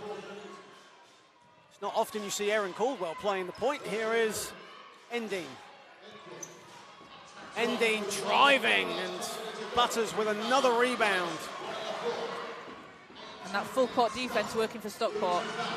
Jade Butters loses the ball. Here comes Lauren Dabbs in transition. It's 1-on-4 though, and an offensive foul as Lauren Dabbs just a bit too out of control on the offensive end. She was the lone player in amongst 4 Lapwings. And Vogue Lucas, stepping up, taking that charge on that offensive foul call. Second foul on Lauren Dabbs, who struggled from the field in the win against Bristol, one of the leaders in three-point percentage and 35% from that distance, 0 for 5 last week. Khalil gets it over the timeline. Here is Jones. Quigley thought about the 3 from the corner. Hines, the little floater for Rosie Hines is no good. Gets her own rebound. Finds Khalil. Finds Jones for 3. That misses everything. Stockport way to fight, to keep the ball loose, to keep the ball open, excuse me. And Khalil at the other end does well to keep the ball alive there. Some really good work from the Stockport team to keep it in. Rosie Hines is all over it. Khalil, feet on the floor, but she puts in a long 2.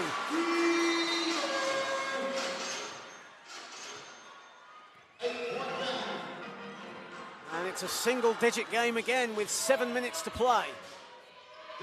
Dabs. As Caldwell went back door and bodies on the floor.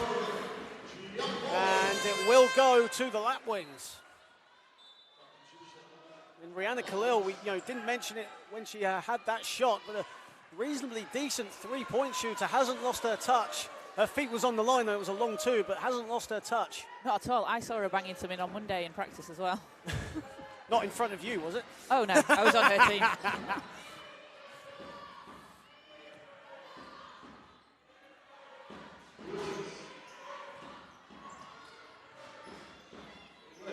McCready. Here is Jones. Back to McCready.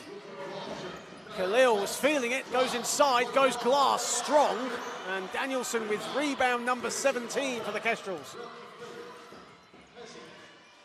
Velke Cleve, Lauren Dabbs from the corner.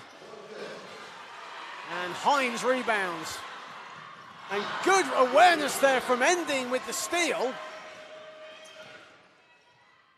Turns the corner, Faye Endine goes in, and a foul! Faye Endine! And the Kestrels reclaim their double-digit lead. So Stockport have been doing a really good job defending, getting the steal, but they need to be able to finish on offense if they're gonna You see what it means there, yeah. You see what it means there to Molly Danielson. Straight away, Faye Endine, all business. And a big play from a big player like Faye Endine. And still just 18 years old. The ceiling has not even come off for her yet. There's no limits to what she is capable of. Absolutely got a really, really bright future. It's going to be really exciting to see her career. Absolutely, but unfortunately for Faye, it's putting a damper on it. Free throw shooting, not one of the major strong points for Endine. Still a 66% foul shooter. She has time on her side, though, to work on that, no doubt about it. But it's just hard to imagine a player so skillful as Faye Endine is still only 18 years of age. Absolutely, it's so impressive what she's done already. Absolutely. Just think, 5-6 years, what she's going to be like. James driving, and James will go to the line at the other end. Faye Endine shutting me up with her free throw there as well at the other end. I'm only seeing what I see on the stats. I'm just, just a commentator. Stephanie Jones goes to the foul line for Stockport, and she has put in a hell of a shift today, getting her first points of the game. But that doesn't really tell the story of what she has done for this Stockport team today. She's done all the things that you don't really see in a stat sheet. Exactly, it's something me and Adam Masters like to call the JLC, the Joe Leadham column, the player put in the work that you don't see on the stat sheet. Absolutely, every coach's dream. Danielson off balance, misses everything, and Jarju and Khalil were fighting for it. Safi Jarju, one of the main rebounding presences for the Kestrels. And this second half, Solent have really taken the lead on the rebounding, 48-35, and that's where their points are coming from. Karpova gets it back, puts up a baseline jumper, and Christina Karpova has been relatively quiet today for the Kestrels, just 5 points. Hines misses the three.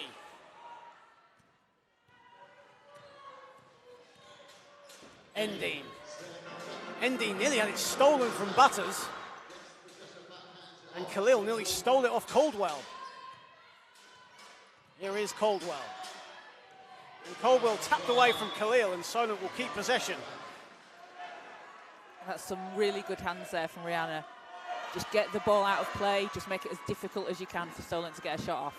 5 to shoot for the Kestrels. As Anna Neverson prepares to check in for Caldwell. Again, haven't seen much of Anna Neverson as you'd normally see. Just 7 minutes on court for Neverson. She checks in for the Kestrels, a big game player herself. Danielson, too easy for the Kestrels. Again, Karpova finding the open player on the inbounds. And Endy nearly stole it off Butters, but the referee saw something in there, and that's 4 fouls as well on Faye Endy. That's a big call, as Endy on 20 points now in major foul trouble. Still 5 minutes to play as well. Yeah, that's a difficult position for Solent to be in as well, because you don't want Faye to foul out. As Rihanna Khalil prepares to collect balls, you see the replay there of the foul as Jones has it. Collins driving, loses the ball. Endine comes up with it. Endine finds Karpova, feet on the line for 2, and it doesn't go. And Khalil fighting and wins the battle to get the ball. Another player who's been such a warrior today, Rihanna Khalil. And Khalil will go to the line for 2. Solent fans really didn't like that call on Safi Jarju. That's her first foul. And Rihanna Khalil, in search of her first winner's medal, will go to the foul line. Solent now on 14 fouls for the quarter. Stockport doing pretty well just on 1. So after this, anytime there's a foul from Solent, Stockport heading to the line. Stockport will look to really take advantage of that as well. Faye ending on 4 fouls. They'll look to zero in on her, but also their bigs. Yeah, you'd like to see them just keep driving. Molly Danielson and Safi Jarju both on the floor for the Kestrels, but not in foul trouble. Danielson on 2, Jarju picking up her first on that last possession.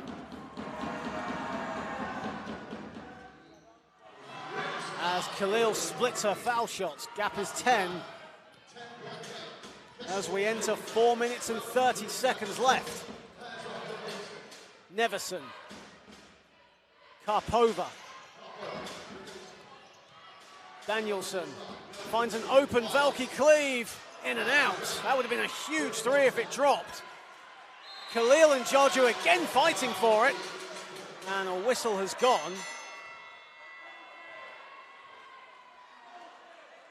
And that's on Safi Jarju. 2 quick fouls for Jarju. And that's team fouls now for the Kestrels. So the Lapwings will spend the final 4 minutes just playing attacking basketball. Yep, They've got to take advantage of it. If they're going to win it now, it's going to be from the line. And Khalil will go back to the line for 2 shots. As we mentioned, a great Solent following here today, looking to put off Rihanna Khalil as much as they can. As you see the foul that you see there, Jarju and Khalil really fighting for it, and Khalil makes both of her foul shots. And it's all about maintaining your composure now for the Kestrels. Here is Jarju. Neverson. Neverson puts up a 3 and knocks it down! Anna Neverson, huge smile on her face. That means a lot to her and the Kestrels. And that's a dagger from Neverson. Butters looks to answer. Long offensive rebound there. Blocked twice by Velke Cleave. But Emma McCready stayed with it and will go to the line. Anna Neverson, though, a big fourth quarter player. She showed it in the second half of their win over the Worcester Wolves in the earlier round. And she's doing it here again today. She is such a reliable player as well in the fourth. You know you can go to her, you know you can rely on her, and she's going to make those big plays. As Emma McCready misses her first foul shot. And misses them both. That's a big miss for the Lapwings. Got to make those free throws, especially at this stage of the game. Neverson again in the corner. Bit of a heat check there for Neverson as the ball goes out of bounds. And it will stay with the Kestrels.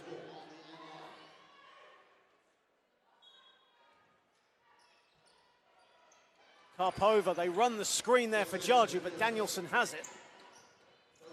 Stolen by, I think that was Collins. Collins has it again. She falls to the floor, maintains her dribble. Butters, big 3 for Jay Butters, no good. Stockport fighting for it. Emma McCready fighting 2 Solent players on the floor. As Danielson stays on the floor at the other end. And this is really worrying for the Kestrels as Deti Balla rushes to the floor to check on Danielson. Of course, Deti Balla out for the season with an ankle injury herself. And Danielson has stayed on the floor. That's really worrying, though, for the Kestrels. It is. That's a big blow to lose Danielson this late in the game. 3 fouls on Jarju, and for Molly Danielson, such an integral part earlier in the season of the Kestrels' bench product, and how she just played so many minutes, and played inside and got baskets and big rebounds off the bench. She's maintained it, gone to a more of a starting role in the absence of Deti Balla, and this is really worrying to see for Danielson as Balla and the team physio help her off the floor. This is a sight we don't like seeing. No, you never want to see a player get injured. And a huge game today from her as well. 14 points, 18 rebounds. Absolutely. 6 for 15 from the field for Danielson, excuse me. Had 12 points, 14 rebounds in the win over Angela Ruskin. Actually leads the WNBL in all-round efficiency for the season, and leads the team in field goal percentage. She shoots around 58% from the field, so this is a huge loss to have not just your leading scorer out, but your leading player in efficiency and field goal percentage out as well. Absolutely.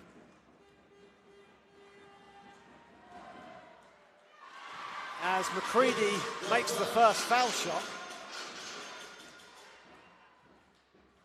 And for Solent with the loss now of Danielson. They need to capitalise on that and just absolutely drive inside. But for Solent, it's all about just maintaining your composure and just playing to your strengths, as Karpova, who has struggled all game, has the ball. Yeah, Solent with a relatively comfortable lead this late on. Here is Karpova for the corner 3, misses everything. She has the ball back, 3 on the shot clock, ball didn't hit the rim. Dabs inside to Jarju. I don't think they realised that the shot clock was winding down. As Neverson with a quick message to Jarju saying you've got to go up with that. She was wide open under the basket as well. Yeah, I just don't think she realised the time on the clock there. Karpova's 3 didn't hit the rim. It hit the top of the backboard, so the shot clock was continuing, and Butters using her know-how to let the ball roll a little bit to keep time on their side. Vogue Lucas. Lucas driving it. Velke Cleave stolen by Dabs. Inside to Jarju. She keeps it alive off the glass. Ball battered around, and Vogue Lucas comes up with it. And Stockport need to get some points on the board quickly. Again a steal. Karpova this time with the swipe. Velke Cleave fouled by Butters, who kept going even though the foul was called. And that's actually Jay Butters' first foul of the day. And that's impressive considering how many Absolutely. steals she's got, the way she's been playing. She's a very clever player. She knows where to put hands, and she's not fouling. 17 points, 6 rebounds, 3 steals as well for Jay Butters. Timeout called as we wind down to the final 2 minutes of this game, and it's still all to play for. A lot of time for Stockport to get some quick buckets and to keep this game interesting. Yeah, you think they're going to go for the 3 because that was falling for them in the first half, but if they can drive, you can still chip into the lead. You don't need to settle for a 3. Just get some quick points on the board. If you drive in, Solent already on team fouls, so anything that's called, they're going to the line. They just need to convert the free throws though. And for CJ Lee, as you can see on our screen, it's just all about execution, isn't it? And all about just seeing out these final 2 minutes and just keeping the lead intact. Yeah, just run the clock down. They've no need to get a quick shot off. They're in a good position, 10-point lead, 2 minutes to go. Run the clock down and just keep going. And for a team that's had so many near misses over the years, they're so close now to Women's National Cup glory. But Stockport have something to say about that. Jim Bennison is sitting front row. They're doing this for Jim. As we enter the final 2 minutes and 14 seconds left in what has been an entertaining encounter to open Senior Cup Finals Day.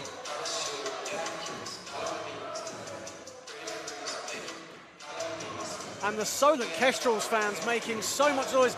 And being at Solent many times myself, the women's team, have so many fans. As I said earlier, they average around 75 to 100 fans a game. The men's team average near enough a full house every time as Neverson misses the three. They're still in good voice. Butters. Big three for McCready. It's a long two, actually. Her foot was on the line. But that's a big score for the Lapwings. Yeah, and I like that quick shot, not running down the shot clock. They've got more time, 8-point lead. Play some defense, get another stop, and get some more points on the board. Velke Cleave at the foul line. Neverson, huge three. And it doesn't quite get the friendly roll. Got quite lucky there, did Stockport. You can't leave Neverson open like that.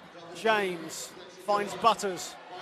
Inside to Quigley. Nice play, nice pass from Butters. And Lauren Quigley with the easy layup. 2 quick buckets for the Lapwings. Final 90 seconds, the gap is 6. And that's exactly what Stockport needed to do coming out of that timeout.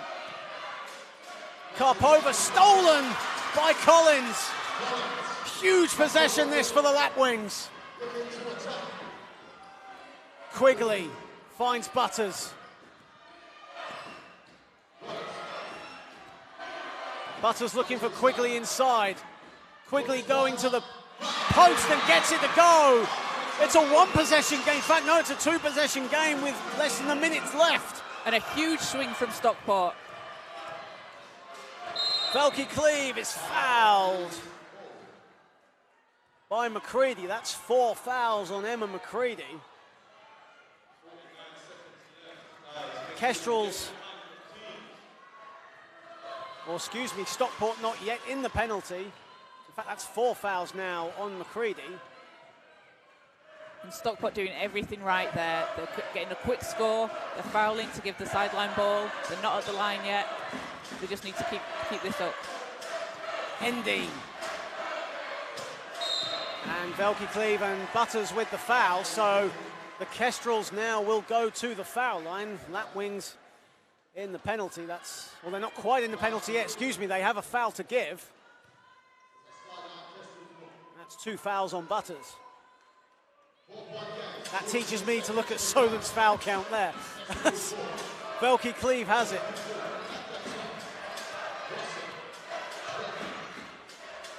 And a steal there from Collins. Collins now all alone, lays it up and in. It's now a 1-possession game with 35.2 remaining. An absolutely huge swing from Stockport in these last few seconds.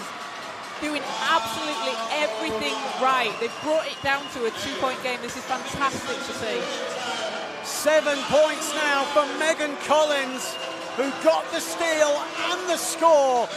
35.2 seconds remaining. It's a 2-point game. And here in the Women's National Cup final, you could barely hear me. I'm the same. And the defense has stepped up so much for Stockport. They're doing what they do. They're getting those steals, they're getting the fouls, and they've just been fantastic on defense. Absolutely, and you could see Lauren Quigley telling the fans, get on your feet. This is a huge 35 seconds for Stockport Lapwings basketball.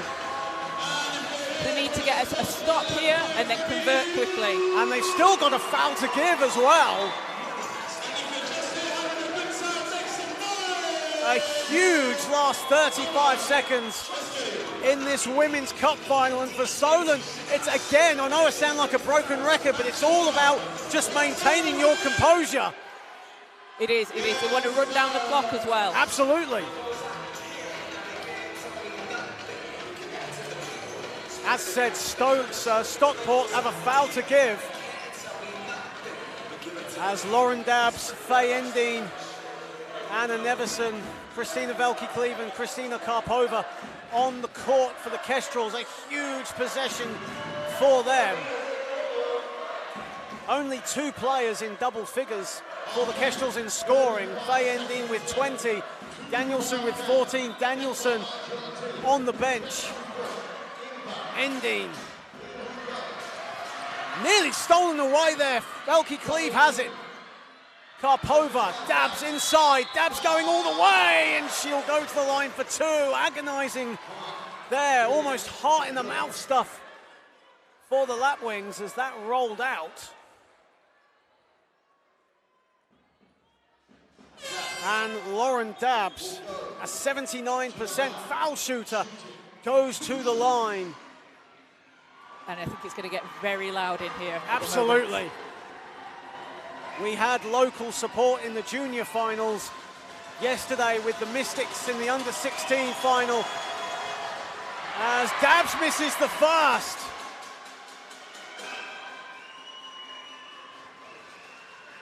Still a one-possession game. It's a 2-for-1 as well. Dabbs misses both. Butters comes up with it. Huge possession here. Solent will get the ball back. Butters driving, Quigley going inside. McCready puts it in! Game is tied at 67. Final seconds. Neverson driving. Neverson misses it, and we are going to go to overtime, are we? We are! This is incredible. One absolutely incredible comeback from Stockport. They were down 10 with just over 2 minutes to go. They've come back to tie the game and take it to overtime. Fantastic performance. Velky Cleve on the floor misses the final shot. And we are going to overtime in what has been a pulsating Women's National Cup final, 67 apiece. Faye Endine leading all scorers right now with 20 points. However, she is on 4 fouls. And for the other side, Jade Butters with 17 points for the Lapwings. Yeah, and also the loss of Molly Danielson as well is going to really impact Solent as well. But you've got to think the momentum is with Stockport here. They've had an unbelievable comeback. The crowd is behind them. They've got the momentum. They are going to come out firing in this first overtime. Both teams shooting around 36% from the field. Huge noise inside the National Basketball Performance Centre here in Manchester. Thank you for joining us on the live stream. Don't forget to like, share and subscribe. And for goodness sakes, if you know someone that is not watching this game, get them to tune in now, because my goodness me, we are going to have a 5 minutes to remember. What an advert for women's basketball Absolutely. in this country. And that is what it's all about. It's about the promotion of the WNBL, and my goodness me, we are seeing it here today between Division 1 and Division 2. And this Division 2 team, the Stockport Lapwings, that have taken down Division 1 team, have come back and they're taking the Solent Kestrels, the D1 Solent Kestrels, to overtime. Absolutely. And we haven't mentioned this enough, is Stockport have actually beaten Division 1 teams, especially league-leading Kohler Suffolk Pride. They also defeated Thames Valley Cavaliers, who are in 3rd place right now, and they have defeated Nottingham Trent University. Yes, completely. They have nothing to lose. This is all Stockport. They can do, you know, they're in this position. They've worked so hard to get in this position. They just need to enjoy and keep playing the way they've played, because it works. As we enter the final 5 minutes, or the first period of overtime in this game. Faye Endine, remember, on 4 fouls. She stays in the game for the Kestrels. Here is Velky Cleve, Dabbs in the corner. That's Long with her 3. Butters.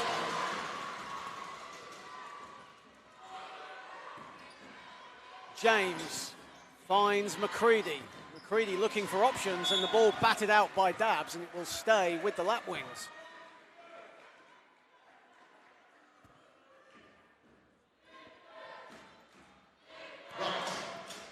Butters, again, huge smile on her face as she looked for Quigley, but Endine comes up with the loose ball.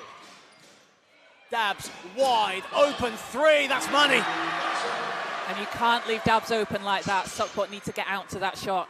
And the Solent Kestrels men right where Dabbs was for that 3.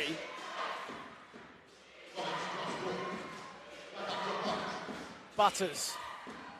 Butters blocked by Dabbs, huge block from Lauren Dabbs. Endine comes up with it, Dabbs at the other end, blocked by Collins. And a whistle has gone. I think it was a late whistle. I think Collins is adjudged for that foul. That'll be her second. And Lauren Dabbs doing it at both ends.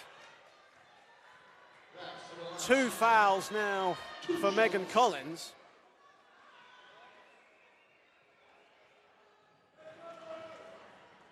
As Lauren Dabbs, amongst all the excitement, the referee just telling her to tuck her shirt in there. Good to see the referee still on the ball. It's such a vital part of this game. As Lauren Dabbs makes the first, missed both of her foul shots late in the fourth, but makes up for it there.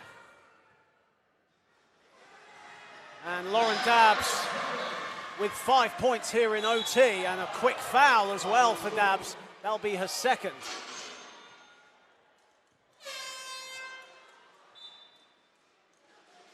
Just an incredible intensity about this game, and what has amazed me and what just fills you with just so much pride is they all have smiles on their faces. They just love being a part of this big game feel. They do, and it's such a platform as well for them to be playing in front of this huge crowd and this audience that we've got online as well. It's just fantastic, and you can see how much they're all enjoying it. Rihanna Khalil checks back into the game for the Lapwings, who trailed by as many as 11, or excuse me, as many, that was actually as many as 11, excuse me, but have come back and have taken it to OT. Here is Dabbs. Dabbs loses the ball. McCready came up with it. Butters, head down, banks it home. No, it rolls out. Fight under the board, and possession will stay with the Lapwings. And Jay Butters, you could just see a first bit of disdain there as that shot just thought about it and then just spun out. Just so unlucky not to get it to drop. Kestrels lead by 3. Here is Butters for 3. Puts it in! Jay Butters from downtown. It's a 5th 3 of the game. Shooting 5 for 12 from downtown. Karpova, Velke Cleve. Game is tied at 72. Velke Cleve, beautiful lay-in for 2.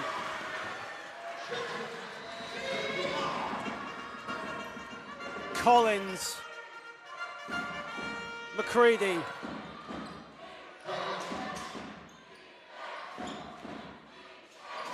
Three on the way is short. That was McCready's 3. It's the Kestrels' turn again. Karpova, Dabbs, wide open again off the back iron. Long rebound there for Collins. Collins going inside, stolen by Velke Cleve. And we go again. And again, Stockport need to close down that 3-point shot. They're doing very well getting inside and stopping the bigs, but they need to close down on the outside shot. And they did it again there. Here is Butters. Thought about the 3, instead goes to Collins instead. Inside to Quigley. Rihanna Khalil, that's a big 3. Cash money!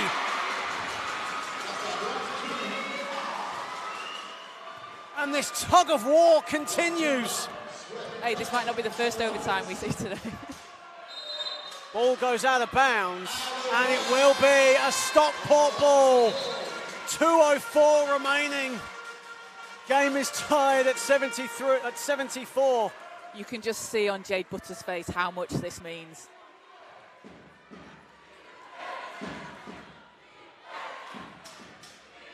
Hines. This pulsating roller coaster continues. Quigley inside, and Velke Cleve tipped it out. It will stay with the Lapwings with 9 to shoot. It's hard to imagine there's a men's final after this as well. The Kestrels and Team Newcastle have quite the shoes to fill here. Butters will let it roll out of bounds. And Butters thinks it should be a Stockport ball. It was very risky to actually let it go out of bounds, but the referees make up for that error on their part. It will stay with the Lapwings. But for 1 minute 48, for all of her experience, that was risky from Jade Butters. She has it back. Floater, she's going to go to the line for 2. That is 3 fouls on Velke Cleve. And Jade just rising to the occasion here. She is not phased playing in this game. She's taking the big shots. She wants to take the big shots, and she can make them. She can handle the pressure. She leads all scorers, 22 points, 8 rebounds, 7 assists.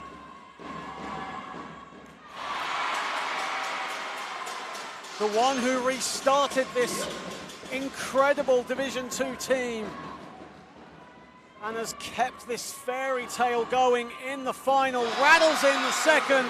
They lead by 2. Ending at the foul line, in and out. Khalil rebounds. And, you know, there's no need for Stockport to rush a shot here. Absolutely, they've got time on their side. They lead by 2. Just execute your offense. Offensive foul, though, off the ball. Not quite sure who that was on. It was at the other end of the floor. I think it was Jade. She sort of was saying, my bad.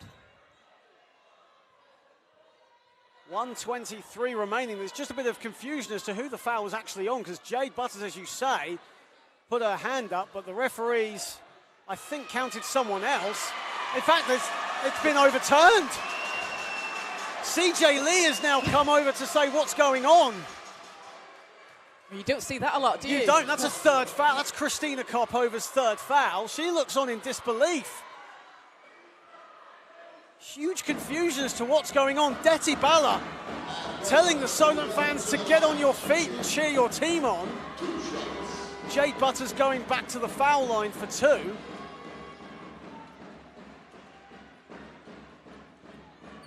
Confusion here in amongst everything that's going on as Butters makes the first, and it's a 3-point lead for the Lapwings.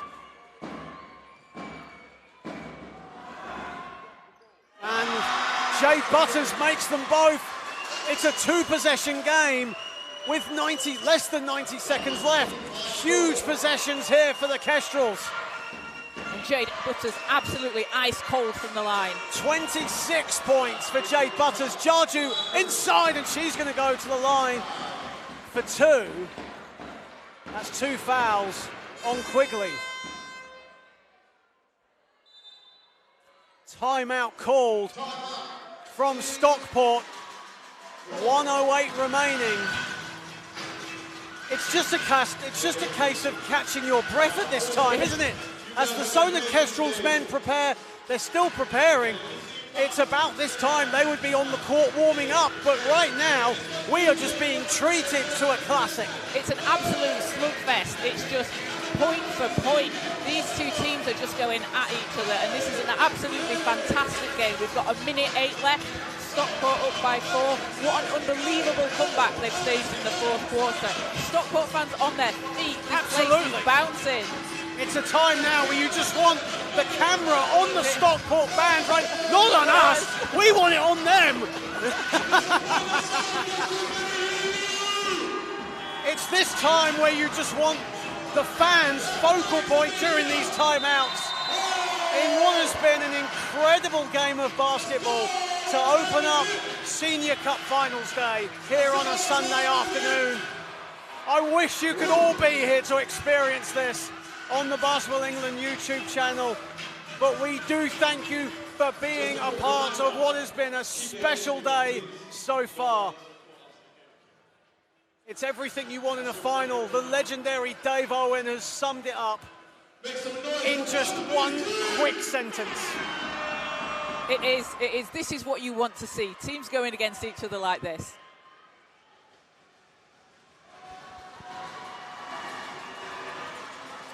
Safi Jarju, not the best foul shooter on the team, to the foul line. Misses the first. Jade Butters jumping for joy at that miss. And a phenomenal performance from Jade today. 26 points, leads all scorers, 5 threes. More importantly as well, she's kept her composure for the line, from the line. 9 for 10 from the stripe. As we enter the final minute of overtime. McCready, here is Butters. Khalil, 8 to shoot. Butters and Khalil nearly ran into each other. Hines got to put up something. Misses everything on that. Here is Dabbs. Actually hit the rim. Here is Velke Cleve. Off glass, misses everything herself. Velke Cleve again. Turns over, Khalil has it. Velke Cleve with the foul. And Rosie Hines, a former WBBL player, will go to the foul line. She has only made 2 trips to the foul line in this game. Timeout Solent. All Stockport need here is a basket to make it a 2-point game. Puts them in a really, really good position. Rosie's got experience of playing under pressure. She's played in the WBBL. She's been playing for a long time. She knows what it takes. She's got the ice in her veins. Stockport aiming to be just the second team from outside Division 1 to pick up and lift the Women's National Cup trophy. Of course, Ipswich recreated this fairy tale in 2018, Stockport looking to become the second team to do it. I know we sound like a broken record, but what has been an incredible game. It has. And what an achievement if Stockport can close this out and finish it off and become only the second D2 team to take the final. In a game, in a cup that started for them, a journey that started against the Manchester Mystics. It then came into reality when they knocked out Nottingham Trent University, and then Kohler Suffolk Pride, and then Thames Valley Cavaliers on the way to this dance. It's now a 2-possession game. Rosie Hines makes the first. And to come back from 11 down as well, Stockport have done a fantastic job defensively in this game. 15 points in their semi-final win over Thames Valley, splits a pair of free throws. Shot clock is turned off. It's a 2-possession game, so Solent really need to get a move on. Faye ending with the layup. It's now a 2-possession game. It's 2 points in it. Solent really have to foul. Hines she doesn't get it over the timeline. 8-second violation. 7.4 seconds left. Solent ball. And a real miscommunication there, leaving Faye Endine wide open under the basket to get that easy layup. How's everyone's breathing at home? How's your heart rate doing? Because here it's all down to the final buzzer. Just how Stockport like it. Just need to play some really good, really solid defense. Velke Cleve with it. Jarju has it. Endine tipped out of bounds. It'll be tipped by Faye Endine. It's a Stockport ball. And you see Jade Butters, she knows she's 4 seconds away from this win. Key defense there from Butters on Endine, who's clearly been Solent's key player in this game. 4 seconds left. Hines, they've got to foul. And Karpova with the foul with a second left.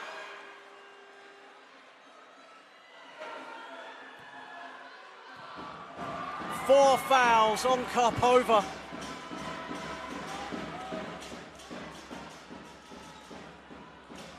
And this has been the story of today's game. The Stockport defense has just stepped up, and it's caused problems for Solent all game long. Rosie Hines at the foul line, and really there's no pressure on Hines on this one. It's just make sure you make one free throw there, compose yourself, Just a second left, so Solent will have to heave this. The crowd just on their feet with bated breath here in the Stockport section. Hines has iced it. Solent will let the ball dribble. Stockport Lapwings, the fairy tale becomes reality. They are National Cup winners. What an incredible performance from Stockport to come from 11 down. They're in Division 2, they've taken out the scalps of the D1 teams. This has been incredible, led by Jade Butters, 26 points, such a leader for the team, and you can see what this means to them.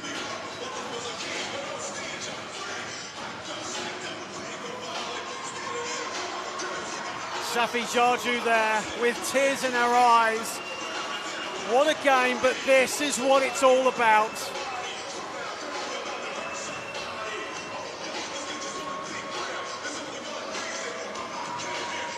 In front of an enthusiastic home audience, Jade Butters, 26 points. It was her that revitalised this Stockport Lapwings team. And this is what it's all about. And Caroline, what a moment right there. That's what it's all about, isn't it? It's just incredible. It is, and you can see, you see what it means to them.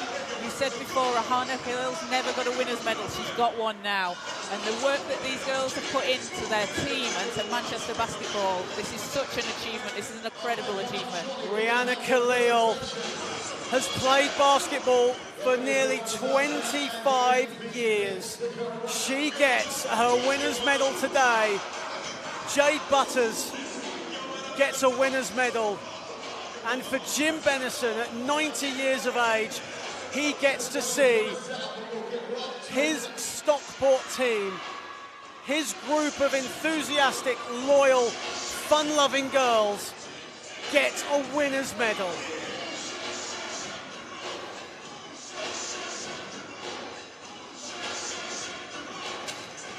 It's going to be quite entertaining to see you get some post-game interactions with any of these players, isn't it? It is. I think they might be quite hard to get hold of. But as we continue to congratulate Stockport, it takes two teams to tangle. And Solent have nothing to be ashamed of. Faye Endine with 22 points, Molly Danielson with 14. She had to sit out the final. She had to sit out overtime with an ankle injury, and she's still being helped onto the court by the physio. But what a performance from the Kestrels. They led by as many as 11, but it was not to be. But what a performance from the Kestrels. Absolutely, absolute credit to them. Faye Endine has played a fantastic game. 22 points, really helping lead the charge. And as you see, just highlights of a magical performance for Khalil there. I can barely talk. As Rihanna Khalil with a big shot there. The loss of Molly Danielson obviously changes the way the game's played for Solent. You know, that's a huge loss to them, and it's really unfortunate. We hope she's okay. We hope it's not too serious an injury. Absolutely. But absolute credit to Solent, and they'll go far this season. There's a lot of basketball left to play, a lot of league play, a lot of cup play. So credit to them. So as we go to the presentations, Basketball England CEO Stuart Kellett will be giving out the medals as the table officials and the referees will get their deserved medals. And it's been a fantastic performance from the referees and the table officials today. Not a lot of people realise the amount of work that goes in to becoming table officials and referees. And we have the benefit of instant replays. Social media is always a strong thing, especially in today's basketball. These referees play it out as they see it. They might not get the call that all the fans think is happening, but they do such a stellar job on game day. They do, and it's such a tough job to be a referee. Absolutely. As well. Like no one wants to have the attention on them. You know, referees they get credited. They don't get credited when they do a good job, but they're always complained about when they do a bad job. But they do a perfect job here. It's been great this weekend.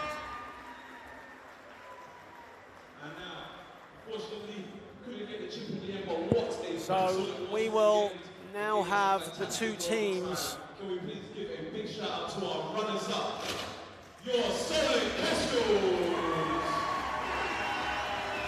And the Solent Kestrels will collect their medals. Absolutely no shame in this. They have been an incredible part in what has been a classic National Cup finals, or National Cup final, as members of the Solent Kestrels men's team just stepping the wrong way there.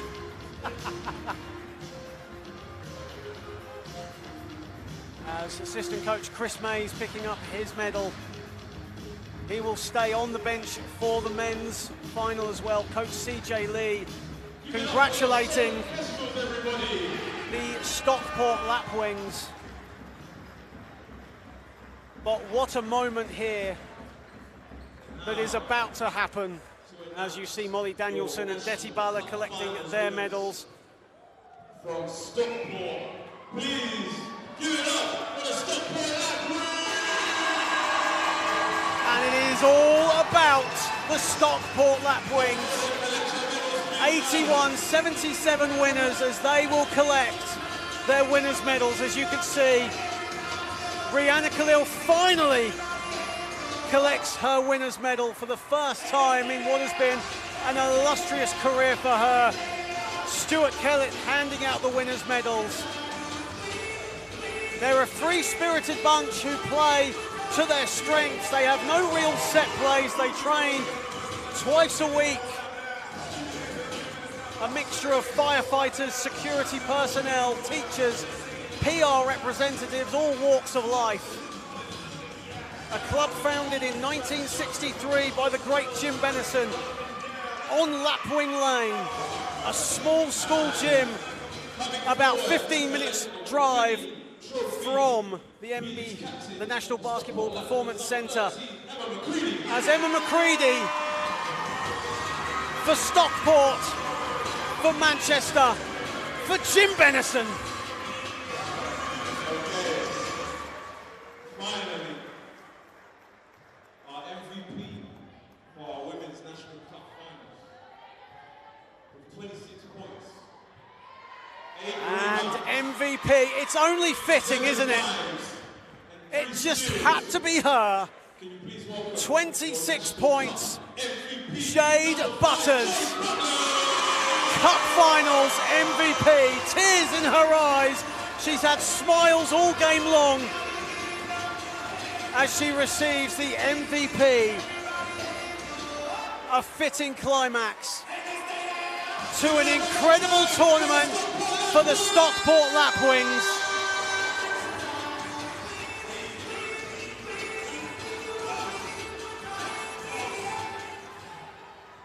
And a massive shout out to all the travelling fans today. You guys were fantastic. Atmosphere was amazing. Round of applause As the Stockport Lapwings,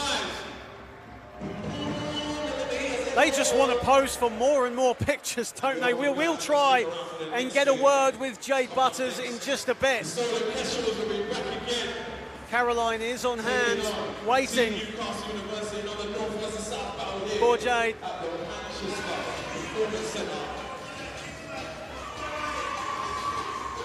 And we have been told as well, if you're still with us on the Basketball England YouTube channel, we hope you are, because of the late running women's game, the men's final has a delayed tip-off. We will delay, or we will tip off, get proceedings underway at 3:50.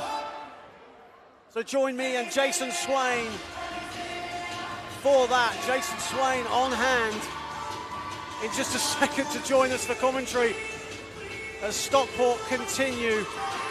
Jim Bennison there lifting the trophy. His 60 years involved in Stockport basketball.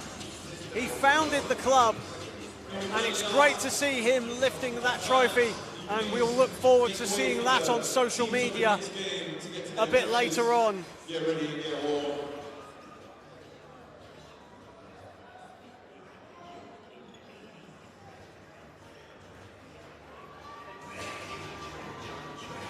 as Caroline runs over to the court, as we see Stockport now just collecting their bags, and Solent Kestrels men now starting their warm-up.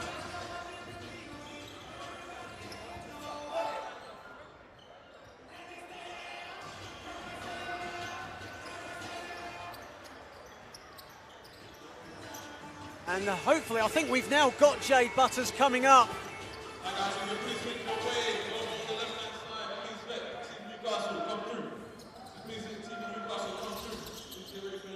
And Caroline is now with Jade Butters, and we'll take it from there. Jade, what an incredible game. Congratulations on the Thank final. you. How are you feeling? Elated. I can't believe in the last 2 minutes we were 10 points down and we managed to bring it back. I don't know where it sort of come from, but it sort of went into a bit of a mist. So yeah, well done. It was an incredible defensive performance, that was. It was your defence that brought you back into it. 100%. Is that something you focus on a lot? That is what always brings us back, is our defensive strength in the back. So you've got Emma McCready, Lauren Quigley, Vogue Lucas. They are solid. Rahana Khalil. They do us our job on defence, so then we can get down the offensive floor and score. And how did you take that momentum going into overtime? To be honest, I think Emma McCready on the sideline, who's our captain, she gave us like an amazing sort of speech, and we sort of just got riled up, and then came out there and just did it. Yeah. 26 points. You led the team. 5 3-pointers as well. Yeah. Congratulations. Thanks. Well, 5 3-pointers, that takes me up to 26. Quite easy, doesn't it? Yeah. That's a fantastic performance. Thank you. What does this mean for Manchester basketball? Well, to be honest, coming from Division 2, I think it's a bit of a surprise that we've come out and we've actually been the cup. I think we're the second team in history to get there. Yep. So that's quite an amazing achievement. Do you know what it is in Manchester? There are so many players that have dropped out, and Stockport's one of the reasons why we've got a team today, because people have played at quite a good standard, dropped out for a few years, and now we've come back and there's a team for them to play for, and that is Stockport. It's fantastic to see. It's fantastic to see the crowd and the support you've had. So congratulations. Thanks, go and enjoy your win. Thanks a lot.